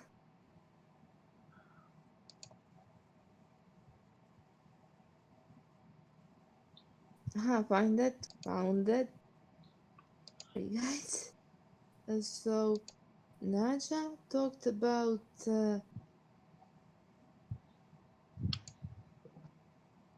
Hold on, I'm really sorry. Yes, she talked since she really likes. We talked about this before. She really likes these otome games, and she talks about here the vulnerability of an otome hero. I really agree with her here because when you play uh, an otome heroines are, I don't know if you, Scott, have played it. I have. No, I have not. How about you, Crimson? No, I don't really like otome games. I have been trying to give them a chance, and when you play an otome game, you're normally a girl, and you go for a story choosing a guy, and usually it doesn't give you much of an aspect about the heroine. It's about the guys because that's who you are aiming. But I would like if uh, if it was maybe a little more developed.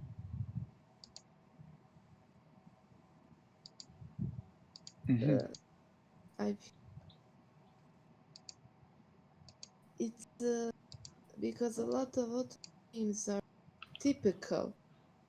I game where I just I'm a, I can build my history or not just look for guys but also friends or it sounds difficult to make, doesn't it?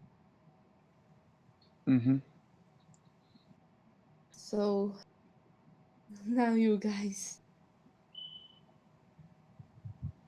I guess I don't have that much to add other than learning about how otome games work and how the heroine is usually treated and from story perspective and multiple angles. So it's very descriptive, so it's very educational for me. I don't really have that much to add, but I really liked it. Yeah, I've never played an otome game. I've tried to play a visual novel before. It didn't work out very well, and I think that's why I haven't tried like more games out. Um, I have seen Color and Malice before because I'm attracted to very pretty color covers, and the cover was really nice, but I never played it. Um, Mm. I guess I'm just not a fan of like the more passive like character because while I haven't played them, it's like an actual game. There, I remember there was this one time when I downloaded like some free game and they were like, "Oh, try out, you know, so amount of time and um once you pass that amount of time, I think you have to start buying stuff." And I'm like, I'm not gonna spend money on this. But I feel like the story is very like typical harem, reverse harem type thing, and so Naja touches upon this at the beginning, most of the beginning of the post when she mentions, the types of the otome heroines, and then she goes on Hmm. to say how the character from Collar and Malice, Ichika, like she's different from the other characters. Like she still has like typical Otome heroine, characteristics, but like there's something about her that causes changes in the other characters, and so I thought that was interesting. Um, the thing that I ended up saving for this one is that she allows herself to be vulnerable, and so that makes her flexible and open to change. So, yeah, that was my takeaway. Mm-hmm. Yeah.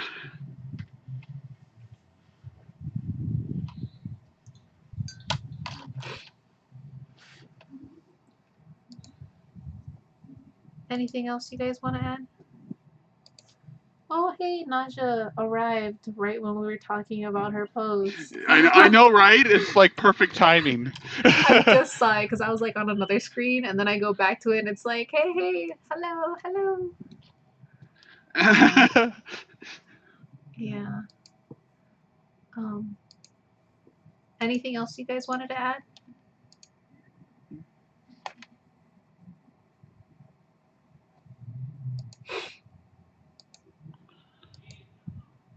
Um, I I think that's it for me. I don't really have that much. okay. So then, just as an Yeah, FYI, Hikari does sorry. need to go because it is late over where she's at. So thank you, Hikari, for joining Yeah, us I'm for really your first live sorry. stream. Well, it was really fun, and it was my first time doing this sort of thing. Like, I just started recently my blog and YouTube channel, and I would, these are really fun. And for you will guys say what the next month theme is at the end, and I'm looking forward to writing that. And but you know what? This might go as suggestion to some of our ideas, but I really hope to just do one day, not a team selected live stream. Maybe we could do like just a chat. Like, I don't know, if that's silly, but It's not silly. I've always wanted one of those, but we'll see how it goes. Now, our PR person is in the chat, so she hears you. Hey, Manuel, estoy en el internet. No puedo salir. okay then. Uh, See you guys later. Okay, sleep tight. Bye. Bye bye. Bye. So, Scott, you and I will continue. Um, oh, she mentioned that she wanted us to do like a live stream that was OWLS related, but that wasn't about recapping the tours. Maybe just something that we could just have for fun, like just chatting. So I think that would be fun. Our next post is it's your post, Scott. Um, I know. I was looking at the list and I'm like, who's next? Um, let me just Yeah. this. So then, did you want to talk about why you chose that series before I start decimating it? I'm just kidding. No, go ahead. Okay, I so guess, like, as I said in a lot of comments, I just chose it because I was looking at my shelf to see what kind of anime I could use, and that was the first one that popped out to me. So that's pretty much major reason. hmm. So I thought it was interesting that you chose this series, and then like you explicitly mentioned that it's the only like fantasy-ish series that you really like. Um, and so just knowing that your Alright. blog is a lot about like mecha and everything, it was like, oh, this is interesting. This must be a really good series. Um, Well, it's true. Like when it comes to fantasy stuff, I'm not really that large of a fan of it for some reason because it seems like the same kind of tropes are used all the time. So like, it doesn't really excite me as much as some other things, I guess. If that makes any sense at all. It does. I Fantasy is actually my favorite, so that's why I'm Oh, like okay. I need to watch this. And it looks pretty I think you would. nice. Yeah, it is. It's from like 2007. It's like it's pretty beautiful. Have you ever watched Scribe?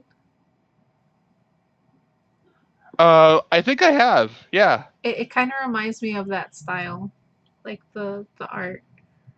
Um, but yeah, I see what you mean. I did really like your post. It kind of keeps expanding on the whole idea where um you kind of have to open up yourself to other people in order to um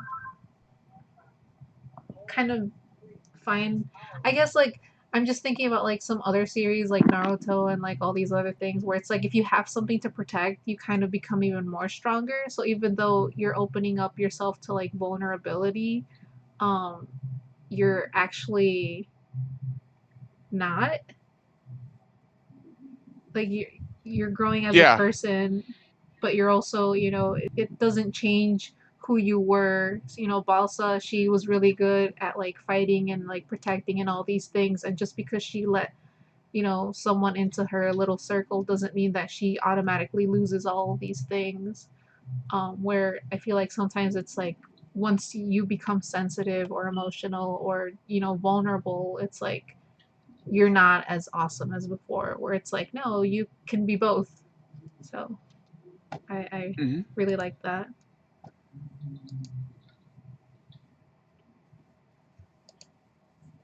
Was that what your Yeah, post like was it about? is that. Yeah, that's exactly like it's that sort of powerful and thoughtful series like that.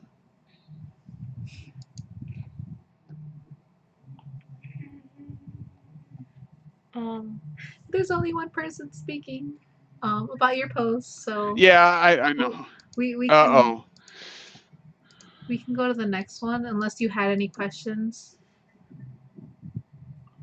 Well, I guess I don't know what to ask really. Mm-hmm. Be like, is my post awesome? Be like, yes, yes, it is awesome. Yes, that that I will add. It's pretty awesome. So the next one is by Mel. It's Mel. Yeah. So, did you want to start? Oh, my battery Oh no. Do you connected, need to plug saved. in? Yeah, I saved it. Okay. Okay. Did So you want next up we have Mel who talks about I guess best boy of Fellowship of the Ring, Boromir, and about how he wasn't vulnerable for himself, but for the state of Gondor, which is right next to Mordor, which if he didn't know that's where the evil people are, and he was seeking to help out his people in whatever way he can come out with, and it just happens that maybe the Ring of Power of Ultimate Evil is the way to do it. So yeah, I really like Mel going for something that's not anime and being somewhat unique here. Besides the song post that happened earlier in Otome, it's great fun um I have despite the subject matter. I have not watched this, so I thought it was like a fun read. Um but I did recognize him. I was like, this is the dude where like with all the memes. Yes, Um the guy constantly is killed off. so is he? I've only seen him with like the like okay hand thingy, and it's like you can't just something without something. I don't know what it is exactly, but I've seen his face before. and so I called him an icon, pop culture icon. Yeah, Sean Bean should be a pop culture icon, I think. But yeah, I understand that. But I thought it was interesting how Mel kind of talks about her process in deciding on this book series, because I think she mentions that she saw the book, and how, you know, she didn't know what to do, and then she saw this on her shelf, and it was like, oh, inspiration. And I feel like sometimes that's what happens to me. Like, I'll just sign up for a tour, and I won't know what I want to do, and I'll like think about it for a couple days, and then all of a sudden it's like it comes to mind, and it's like, oh, I should do that. And so I thought that was fun. I have not watched Lord of the Ring. I've heard of it. I've not read it either. Um, but Oh, I'm kind of shocked. yeah, Like, it's I only watched Star Wars just last year, I think. So that's how bad I am with like old content. okay. That's Um, fine. but I think that whenever I think of series like this, I always think of like that gruff dude. He's like, can't show weakness, and he's like a warrior. Um, and so it makes sense that, he wouldn't want to show weakness or like vulnerability, which is what it seems to be equated here. If you're vulnerable, then you're weak. But he's kind of doing it to protect other people, and he doesn't, he's kind of going about this roundabout way to like make it seem like it's not a weakness. Um, Yeah. and so like there's like this whole thing That's about about being right. prideful. And I think everyone kind of has that pride in themselves. I know that Mel ends the post by talking about like personal experiences with like not allowing herself to be vulnerable or like seeking help, and I feel like a lot of people have done that before. So, very relatable. Oh yeah, completely. Everybody has like pride. Everybody's gone through the same sort of thing. Maybe not fight off the forces of evil itself, but sometimes it feels like that. Yeah. Um, and then she mentions a sprain because she was carrying stuff, and I'm like, yeah, I've done that before. Like, I've hurt myself trying to carry something that I can't. Or like when you go grocery shopping, I don't know if you do this, but like I'll be like, I'll get the things, and then like I'll carry like everything that we brought in like one go because I don't want to go back. And it's like, I can do it. I can carry all of this. So it's yeah. It's not doesn't go the way that you think it does, or really painful afterward. Yeah. Um, so yes. Constant, instant regret. Yeah, and then like once you get like all the bags off, it's like everything hurts. Yeah. Like I can't feel my arms for a second. My Yeah. fingers, where did they go? And so then I really like that she ends with she realizes that her body has a limit, and that asking for help doesn't mean that you're weak or vulnerable. And I feel like that's something that we need to kind of realize, because when I saw the theme, I'm like, vulnerable, that means uh that means you're weak. But it's like, as we're seeing through all these posts, it's like, no, that doesn't mean that you're weak.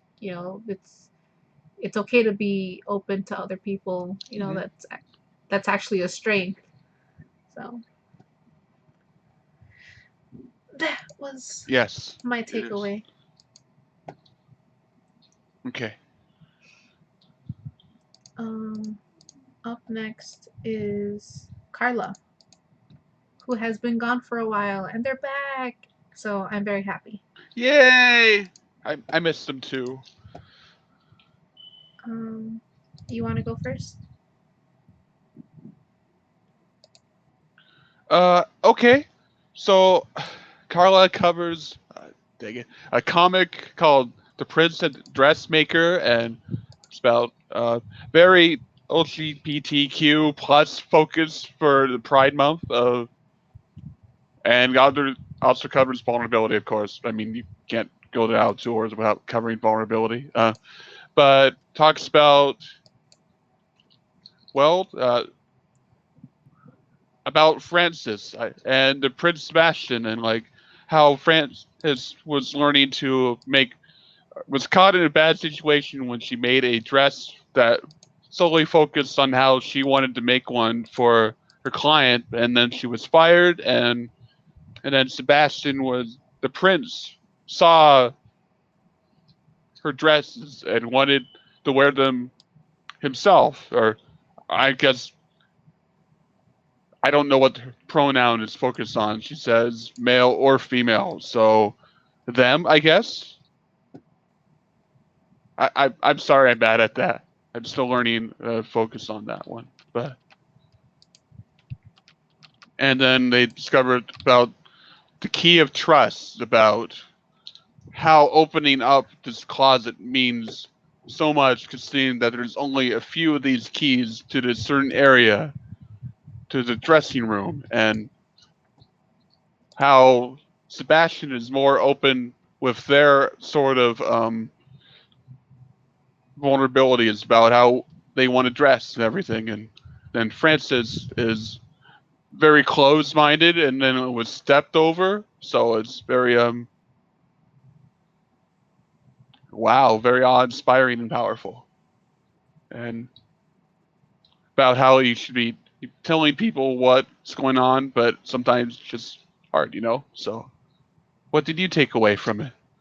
Um, so I actually read this one this time. I was so happy because I was like, I never watch any of the series that people talk about, or like, I never really know like any of them.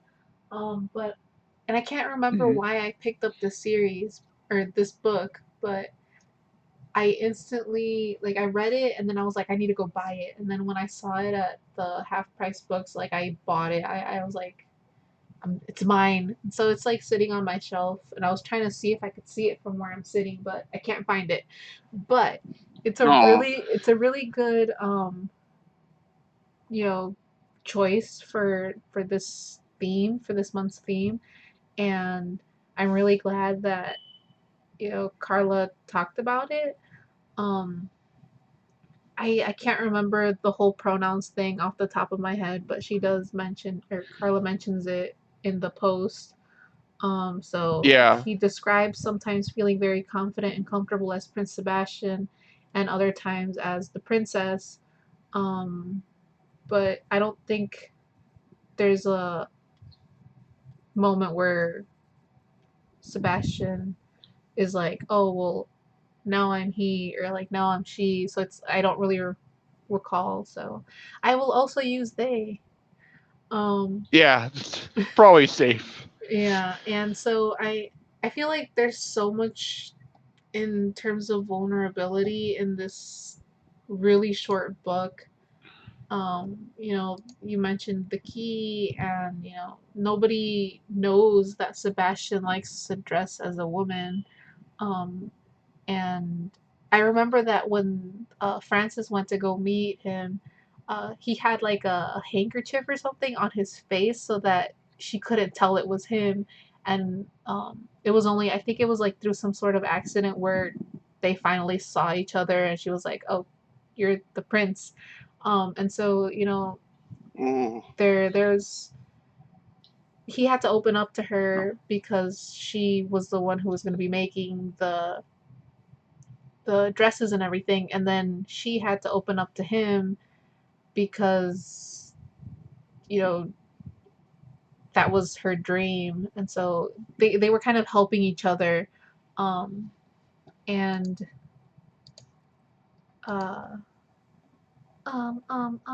what else? And it comes to a point where they don't really want to, like, they're opening up to each other, but they don't really want to open up to anyone else, and so that's what caused the friction. Carla mentions it there. But the part that I liked the most was towards the end of Carla's post, where um, it says that maybe it's on the picture that I saved. I feel like I always lose quotes. So, pop culture media like The Prince and the Dressmaker offer authors and audiences alike many creative platforms to explore vulnerability with relatively low personal risk. So, it's like you're kind of reading this, but you it's like you don't have to come Yeah. out and say like you identify with certain characters. You're kind of just reading it. Um, Although I think that for an author, you have more risk to it because there's this whole idea right now going on, or at least that's my understanding of it, where if you're writing about, LGBTQ stuff, it's like you're either at risk at being, you know, attacked by people that say that you shouldn't be writing it, or attacked by people that are against these things. So there's like this whole thing Well, with yeah. that. Um, The inherent vulnerability of being an author or creator. yeah. Yeah. But you know, it's sort of like how, like, I'm going back to Megan a couple times. So it's sort of like Megan mentions it. It's like even though, for a blog, you're putting out something that doesn't seem like it's a vulnerability, but it is. And I feel like we can see it in here too. It's like there's this book, but you're also putting yourself into it. And so you're making yourself vulnerable. And then there's like vulnerability in each of the characters, and it's like there's a lot. And then I also wrote down safe space to explore vulnerabilities because that seems to be what pop culture is for Carla. And I have to agree, there's I mean, reminds me of the Elton John film that came out where he put a lot of himself into his songs because he didn't have anyone else to confide to really. So it's kind of very meaningful kind of thing. yeah, Put yourself into something and it's going to have a lot of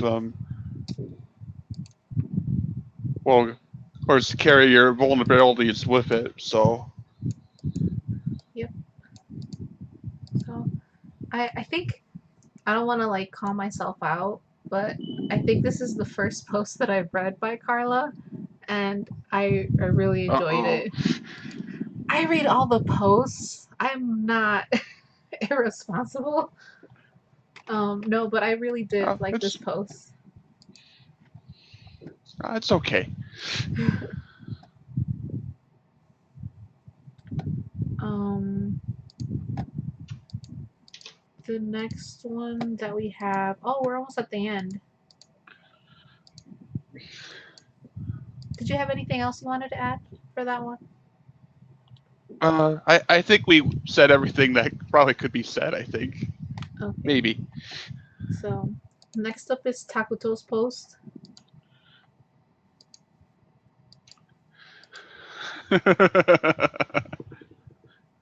That sounded ominous. No, it's just like I'm not sure how to. I know how to describe it, but it's going to sound completely bonkers because that's the anime that he went with, and Take center always the stage. Ikuhara post or series that goes bonkers. Yeah.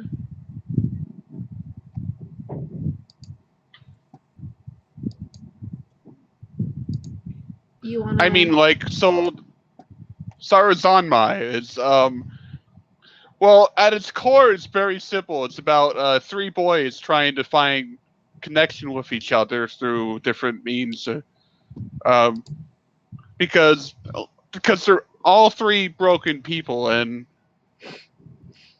so you have Enta, who Taku really focused on with this post, who really likes the main character Kazuki because he's very openly gay about it. At least, like his imaginations and he's open it to himself. So we see a lot of that through images, and then you see Kazuki, who kind of well, he's the main character. He's not as interesting or strong, but he has his own struggles with his own identity, with because he doesn't really think he should be. Well, because he's adopted, he doesn't really feel like he belongs.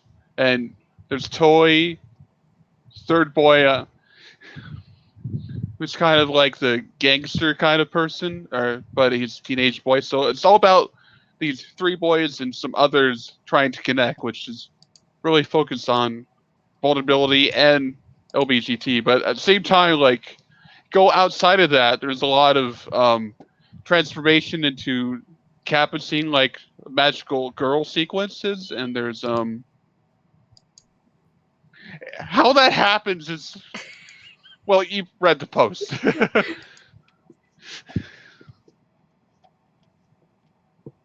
Um, So yeah, Taku really did choose a good series for this, but did you finish went it? through the Ikuharu kind of I did.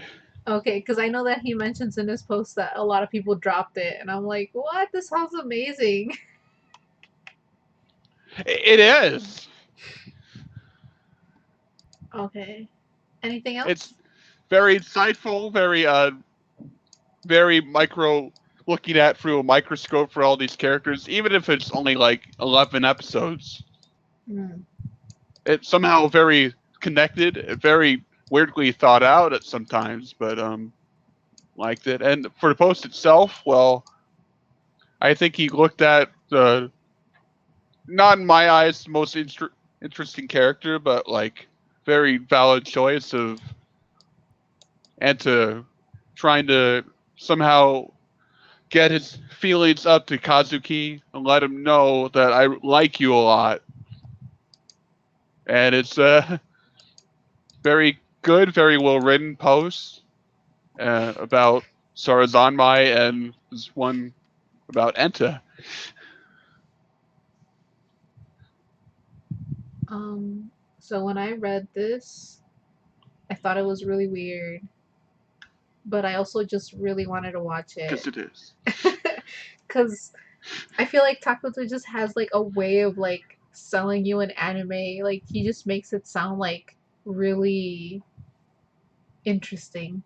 Um, but I was also reminded of this book that I really, really hate because of not like it doesn't even have anything to do with the stories. It just has to do with like what I experienced with this book. But one of the stories that I did read that's in there because it's like a one shot of one shots, and Okay. one of them is about Kappa, and that was the first time I'd ever heard of like this myth. And so I remember that one of the characters ends up changing genders after like I don't know at some point they go from male to female and then they have to like start giving birth to other kappa, and I was like, this is such a weird like myth legend thing. And so I was like, okay, I read it, it's fine, and then once I read this post I was like, oh my god, I need to go back and like find out more stuff about this kappa thing. And like I was like, oh my god, the things that anime makes me do. um but I it sounds like a really interesting concept because it sounds ridiculous, but then it's like you think about it Yes. and it's like, wow, this is Yes, like, that's exactly what it's like. yeah, and you think about it, it's like this is terrible because like I feel like there's so many secrets in your head, and then like to have them be revealed every time you do something, and to hmm like even though these people are like your best friends or whatever, it's like you still have like these barriers up. It's like you want to reveal things at your own time, but you can't because it's kind of being done automatically. At least that's the impression that I got. They do something, right? The stars on my, Yes. and then something gets revealed. Um Yeah. So the transformation, like some person needs to be the sole focus for like all three to be turned into a kappa. So after that transformation is done, after they accomplish their goal, then they transform back, and end result, as you say, is memories or thoughts or something leaks from the main focus of that transformation to the other people. Yeah, and I'm just thinking about like, this is like the character. It's about like romance, and I'm just like, I would not want anyone to ever know that I like them. It's like I kind of want to keep it to myself. And then, it sounds like Yeah. he's going, the extra mile with like sniffing people's stuff and like, the fantasies, and I'm just like, "Oh my god, I would be like I would die of embarrassment." Me And too. so Me too. and so but it's also like really sad because like the Takuto seems to be focusing uh on connecting with other characters and like wanting to, it seems like he wants some sort of relationship, not just like as like a couple, but also like it's about like friends, and so it's it's a very interesting take on vulnerability, and so I, the thing that stood out to me the most was this thing that I wrote down is love yourself and cherish the bonds you form. Um, I think if Sarazanmai has a bigger message under its themes of connection and expression, it's this, and that we're all connected. So it, it, it seems kind of like obvious, but I feel like sometimes we forget that we don't live in a void, that everything is kind of connected. So I really enjoyed this, and I'm gonna watch this, and I'm gonna binge it. Good. They're lucky their kappa forms are cute. No.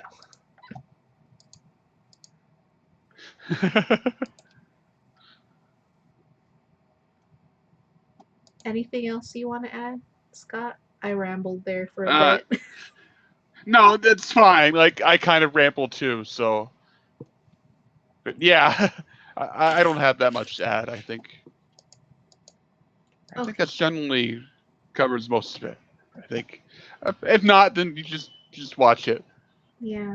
And then I'll go to Takuto's Twitter and be like, "Oh my god, I watched it." No. Um. So then our next and last post is by Fred. Do you want to go first?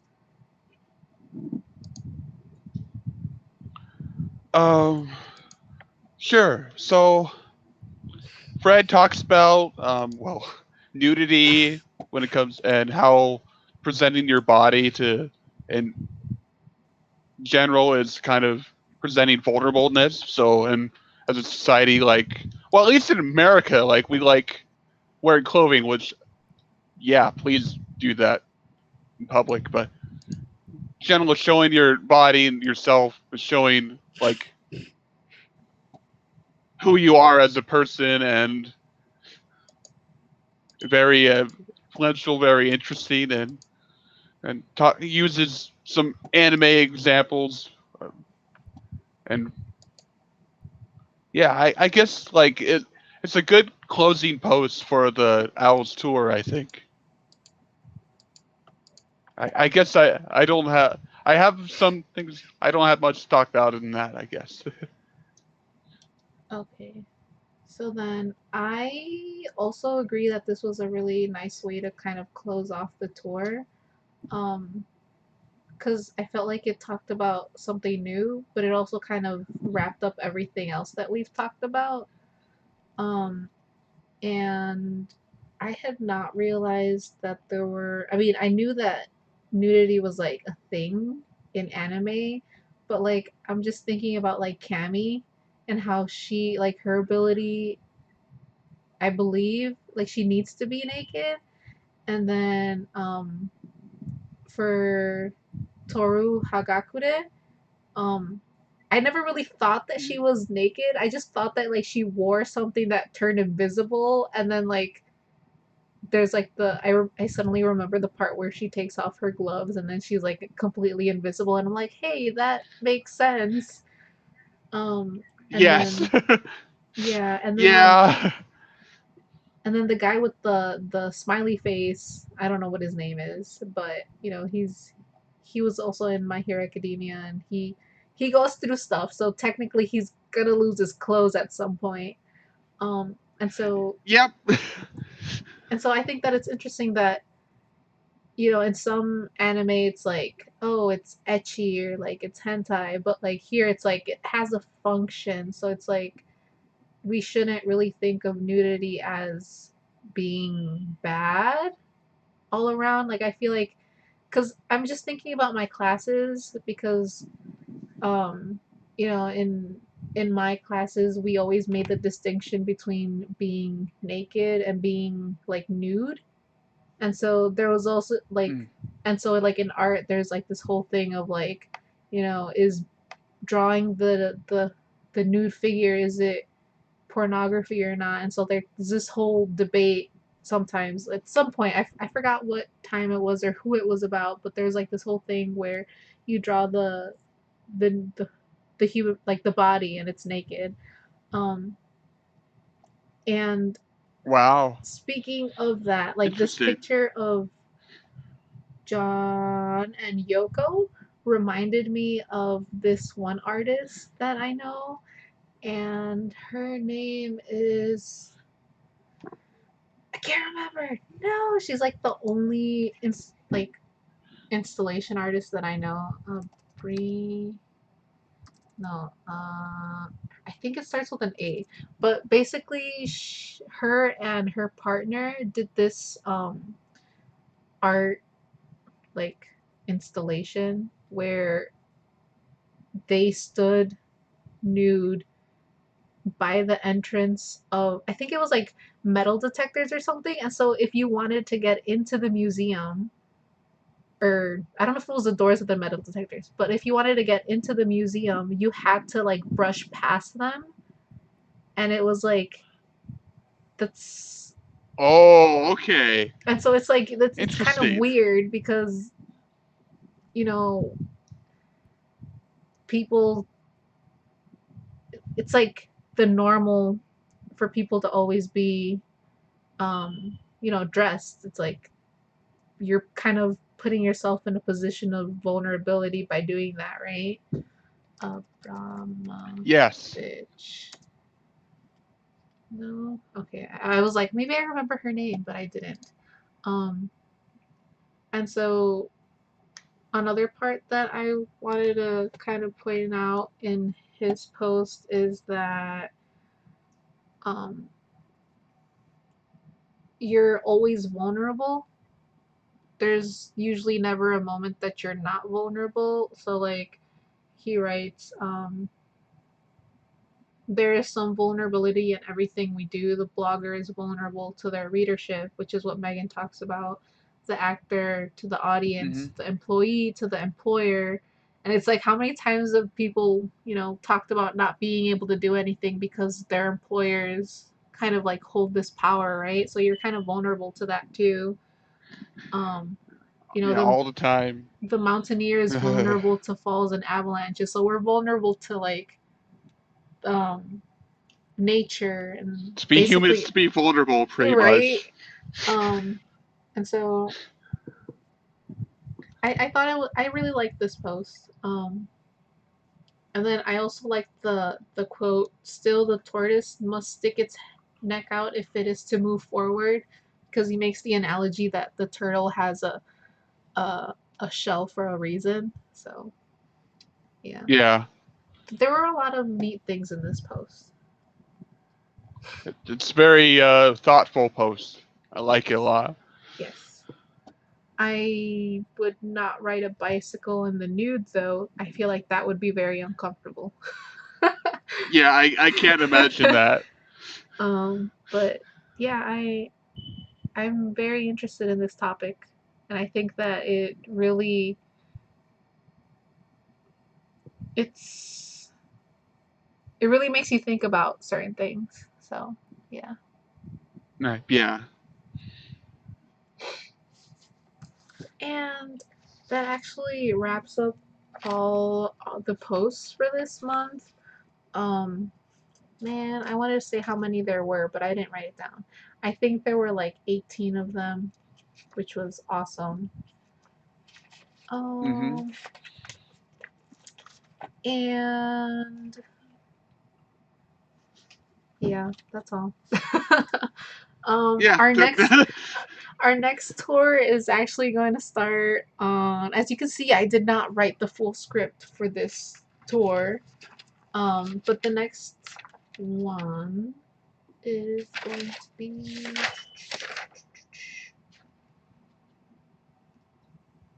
the next one is going to start on Monday the 8th.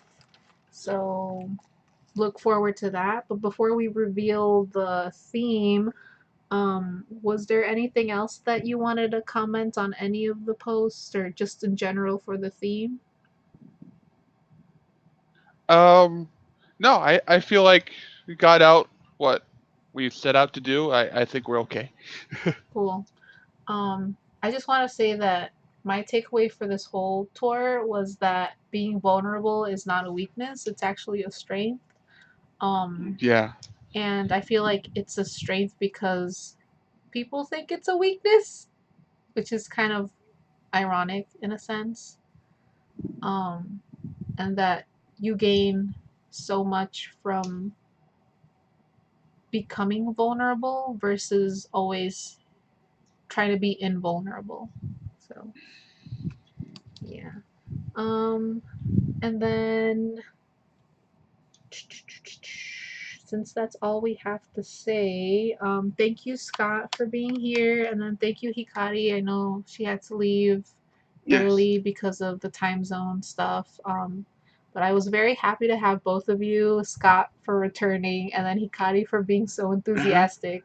I think we were still Oh, doing like you're welcome. the last stream, and she was like, "Can I do the June one?" And I was like, "Okay."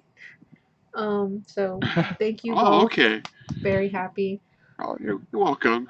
And I hope that everyone enjoyed the posts that we had for our vulnerable tour. Um, and if you want to know more about owls, please check out our website. It has like a whole bunch of information on there. We're always looking for more people to join. We have bloggers, YouTubers, podcasters. As long as you have like a place to kind of talk about your content, you can join. Although I feel like we could make accommodations too. So just saying. Hmm. Um, and uh, all that we ask is that you guys be excited about like our mission and promoting love and respect and equality and everything. Um, and to keep communications open. Um, I left the description of our June theme in the description below, in the little Yeah. box. And I left links to our host websites and OWLS roundup post. If you missed any of the posts, you can check them out there. And we also take post suggestion or theme suggestions. So I also left Lynn's contact information and the Owl's contact information. You can also drop them in my DMs if you want, and then I'll forward them to Lynn. Um, and yeah, I think it's about time we revealed our July prompt. Hmm. That's me, right? Okay. I was like, wait, who's Yeah. gonna read Oh, it? I'm um, sorry. no, I was like, I could look wait, it who up was and. it? No, I have it. Uh. Um, Actually, I have it on the stream. I'm so out of whack. Okay. Okay, so there it is. It's on the screen. our July theme is technology. And for July, we will be discussing how technology impacts our relationships with others and how it improves our lives, such as in communication, education, etc., by exploring the technology used in various anime and pop culture worlds. And then some examples that were given were Digimon, Ghost in the Shell, Full Metal Alchemist, and Tsukigakure. I hope I said that right. Um, So yeah, we are gonna have the schedule up tomorrow on the blog along with the theme. You guys get, the theme before everyone else for being here. Um, and I think that's all. Thank you for being here. Yay! It's gonna be a And fun tour. yeah, it was it's. I felt like it was a challenge. I don't know if you felt that it was, but I felt it's a challenge towards someone specifically, and I'm kind of excited about what's Yeah, gonna I wonder happen. who they are.